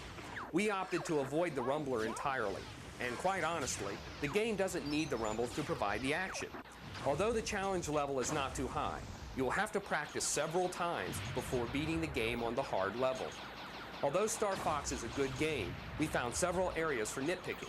The cinematic sequences are too short, without substantive plot, and hardly as immersive as a good movie.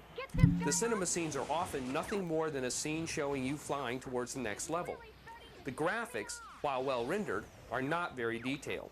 The levels in outer space lack depth in the stars, and the skies look more like dotted backgrounds than immersive Star Wars battle scenes. I mean, yeah, that's generally what space tends to look like. It's just a bunch of dots.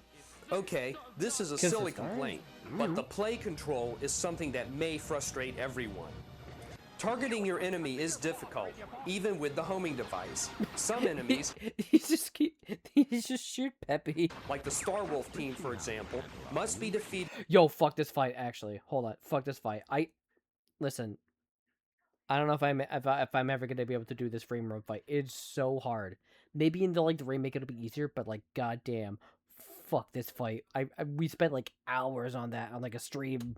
Without the homing device or charged laser blast. One major flaw that could be avoided is the somersault's varying response rate. Occasionally, you'll press the buttons necessary to perform a somersault, but nothing will happen. To avoid this, make sure you press the control stick all the way down in a lightning-quick motion.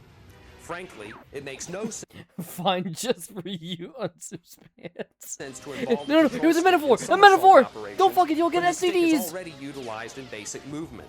Sometimes, the game will think you're merely pressing down when you are actually pressing down and a C button to do a somersault. In the case of Star Fox, though, control problems are easy to overcome.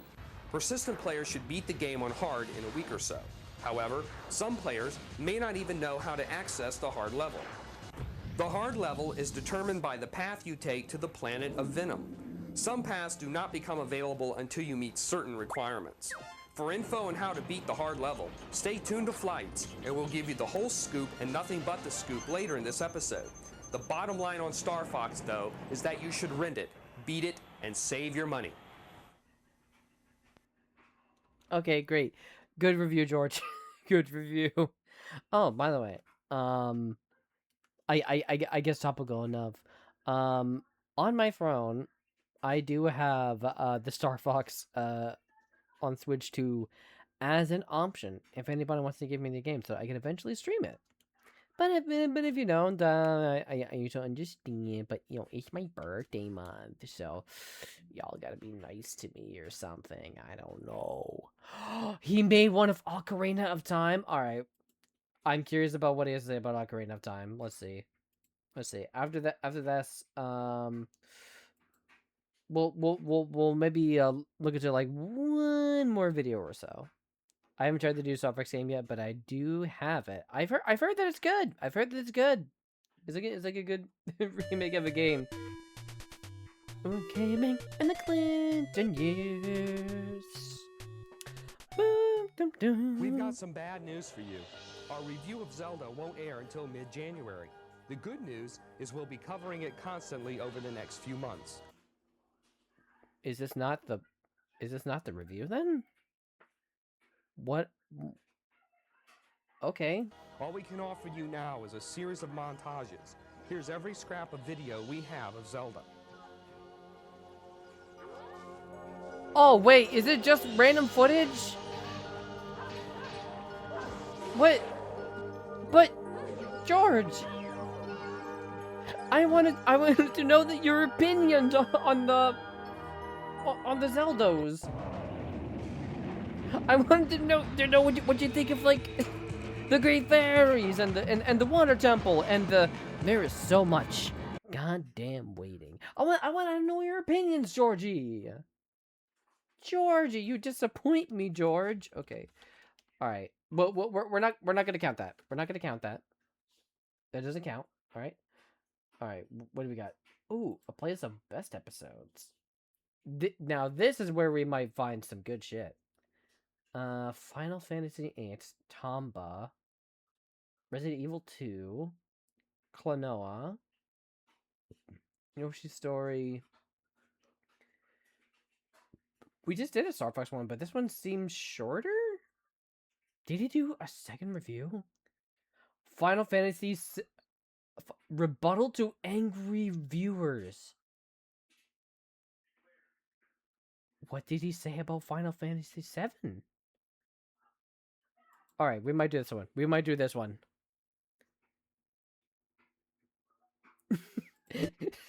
Skip the Star Fox remake. It wasn't made on Silicone Graphics Computers.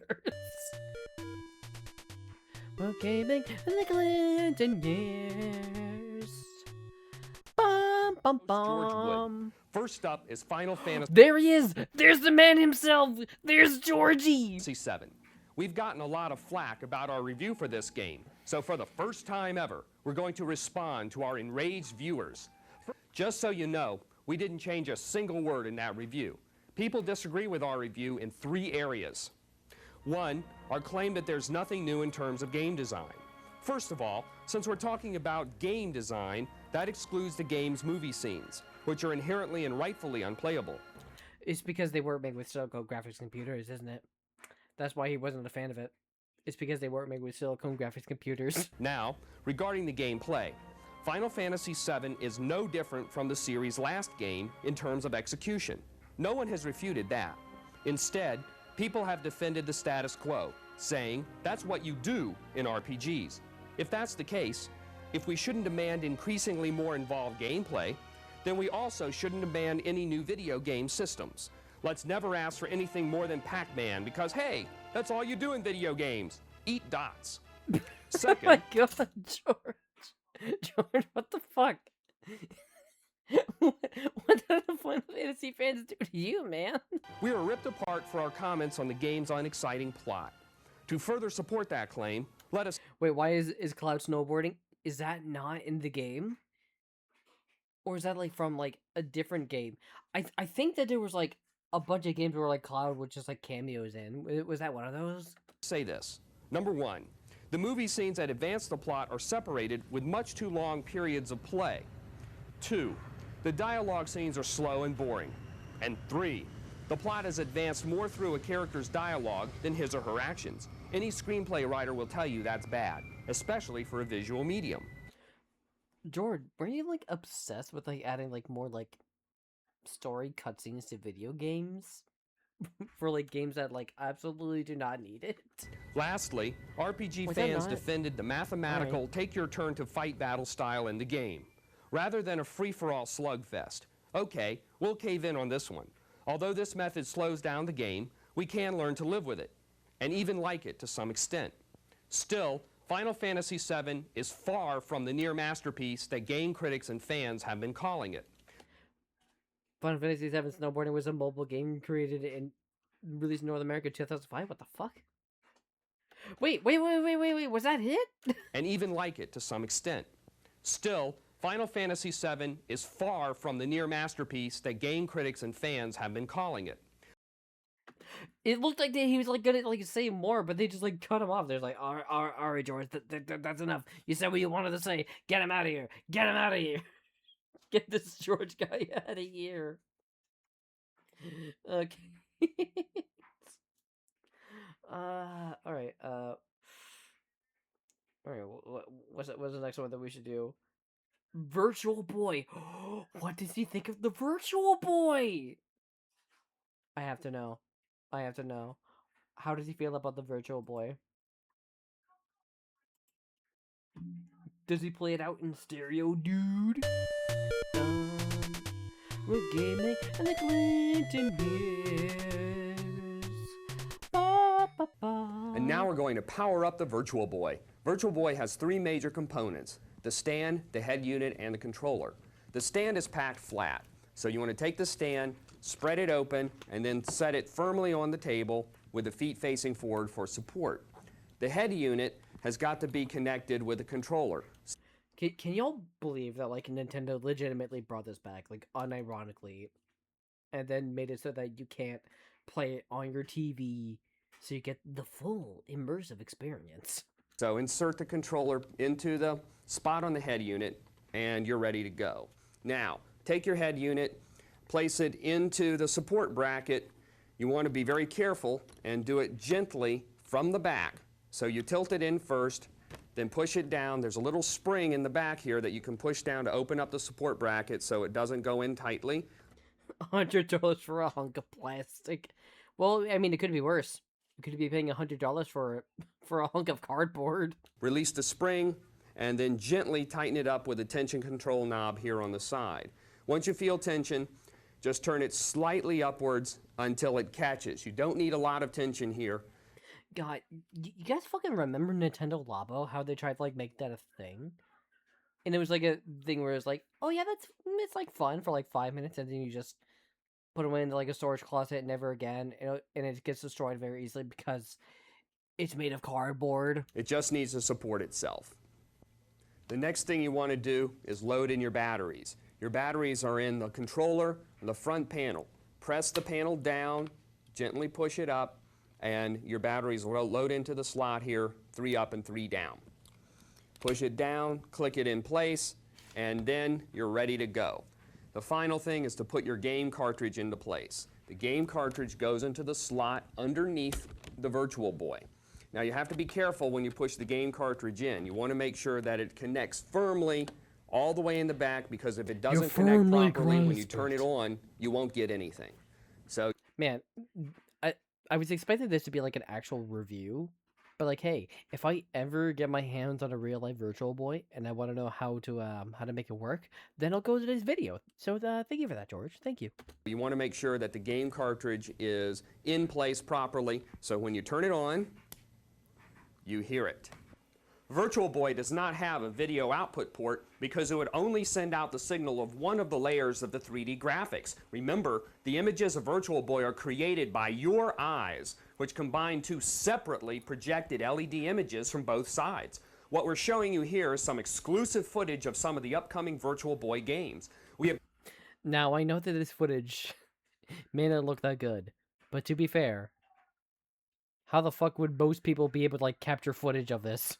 Obtained this footage with our cameras at E3, so please be aware that the images captured here do not in any way recreate the actual three-dimensional elements of the game's graphics and gameplay. So far, we've played Mario's Tennis, Galactic Pinball, Red Alarm, and Tolero Boxer, so stick around and see our ratings on all these games and more.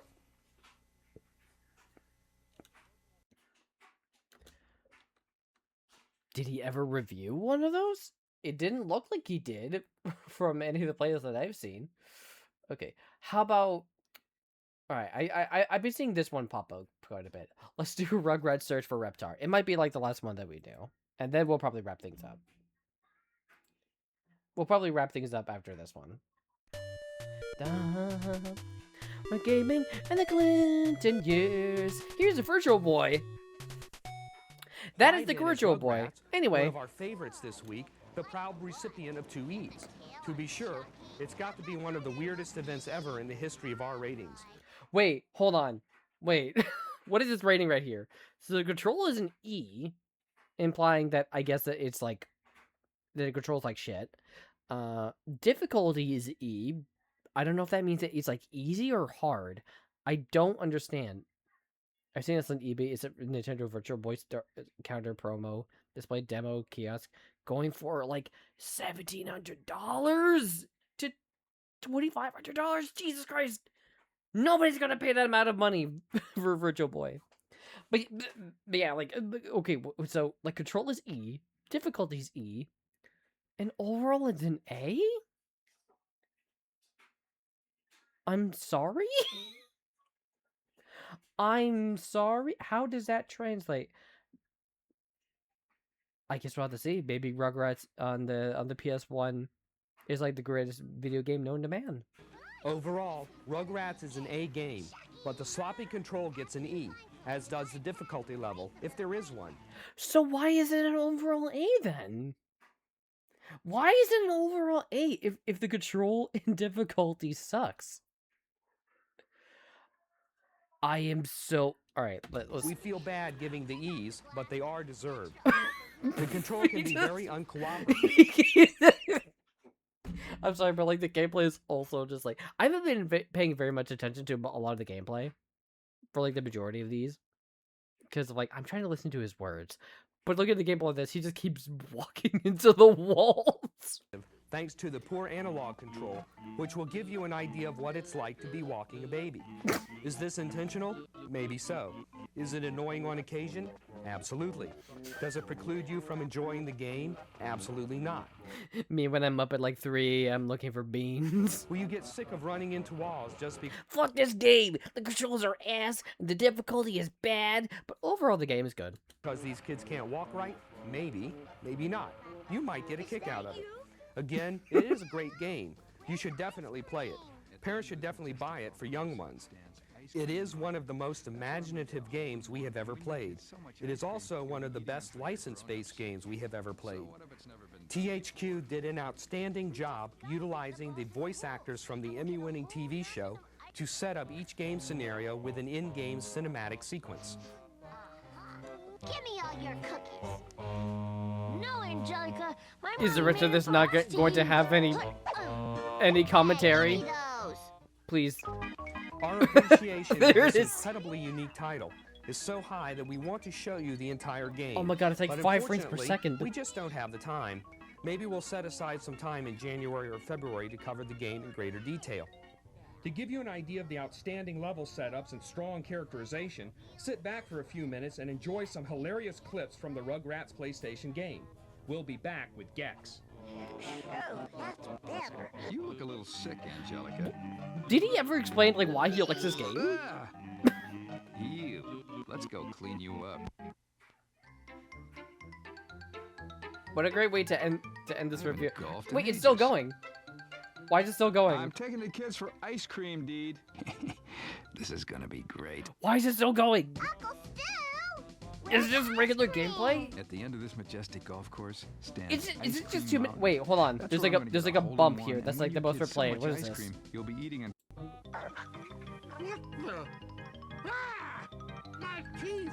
That confounded dog stole my teeth! I can't play my trumpet without my teeth! Bro, the PS1 games always look this, good. We got to get Grandpa's teeth back. Don't you know, Tommy? Why is it? The park's It's just so 2 big, minutes of I uninterrupted gotta get gameplay. grown-ups. Grandpa needs us, Chucky. Come on, we got to find Spike.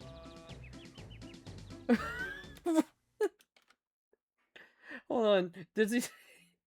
The back control serve to accurately portray what it's like to walk around as a baby. You can even be searched for a raptor. The game takes 45 minutes.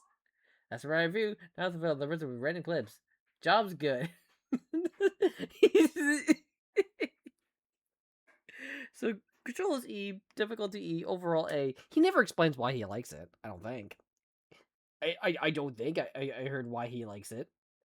I could be wrong. A lot of other PKs are good about it. Some of the company who made it. Yeah, but I mean, like, it just looks so high quality. To be fair, I'm pretty sure it's just because of the quality of this video. Okay, do we want to try going for one more? Just one more. One more for the best playlist. We gotta end this out on a bang. We gotta end this out on the bang. Search for Reptar. Great. What about Bart's Nightmare? Yeah, sure. Sure. It's the last one of this playlist, so it'll be the last one that we do for today. Alright, say with me, folks. What gaming in the Clinton years? Boop-a-doo. Uh-oh.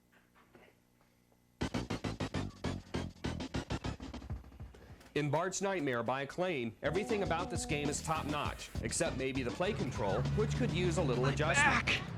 So it's not that top-notch, is it? Also, thank you for reminding me to stretch my beak. My beak! Thanks, Zero. I'm gonna go lurk and play the worst game made by Eminem, and it's Eminem Kart Racing for the Nintendo DS. Why would you do that? Why would you do that to yourself? The game is virtually impossible to beat, making it overwhelmingly frustrating for younger players. Even older players will probably not win the game. Like all Bart games, the key to success is practice. The controls for the Bartzilla level are as follows. To shoot fireballs, press right. To shoot buildings, press up or down. To shoot lasers straight ahead, press X. To shoot lasers at the railway, press A. Why is he just like explaining the controls? To shoot lasers downward, press B. To stand still, press left. Other hints. Try to get grape squishes, and in the bloodstream level, be sure to touch Slimin' Joe whenever he appears to blow him up. Bottom line, good luck. The game is hard. If you've always wanted a Bart game but couldn't decide on which one, look no further than Bart's Nightmare. Alright, but like, why do you like this, George? Can you explain your opinion? Is this... Are you seriously gonna tell me that the rest of this is just uninterrupted gameplay with no commentary? 1 minute of a review. Shoot the flying light balls for free extra life.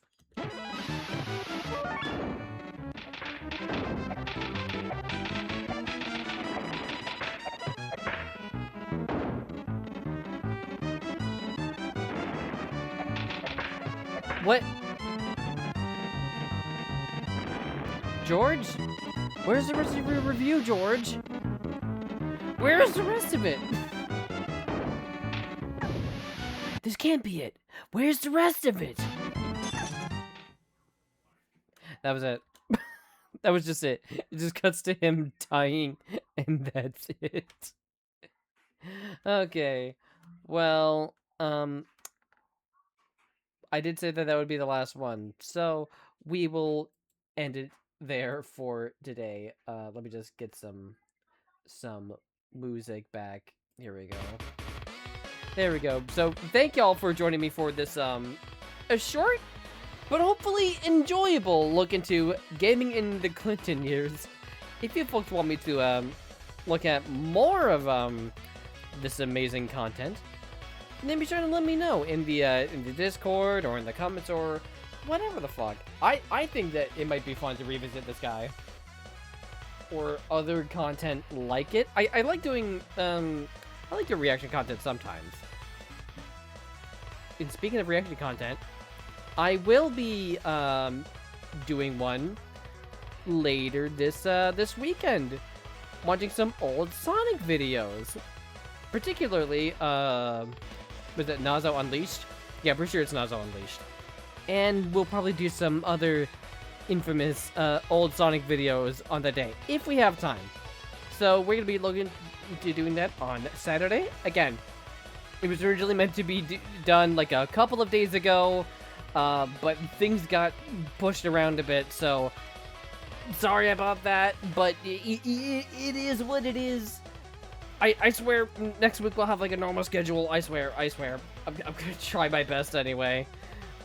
For the love of God, I want to do like Mario Sunshine and Sonic Rush Adventure and some other whack shenanigan stuff. But I hope you folks enjoyed it, and I hope that you enjoy the new model, because I know I do.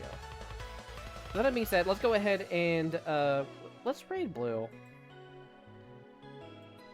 Since they accidentally tried to collab with me midstream. Right now they're doing some Patreon requests. Looks like that they're drawing Mina the Hollower, funny enough, which is a banger of a game. We need to get back to playing that again soon. I need to get back to playing anything soon. But yeah, thank you all so much for coming by today. I hope you folks all have a good rest of your day. Sorry again for the like of streams this week, but I hope you folks all understand.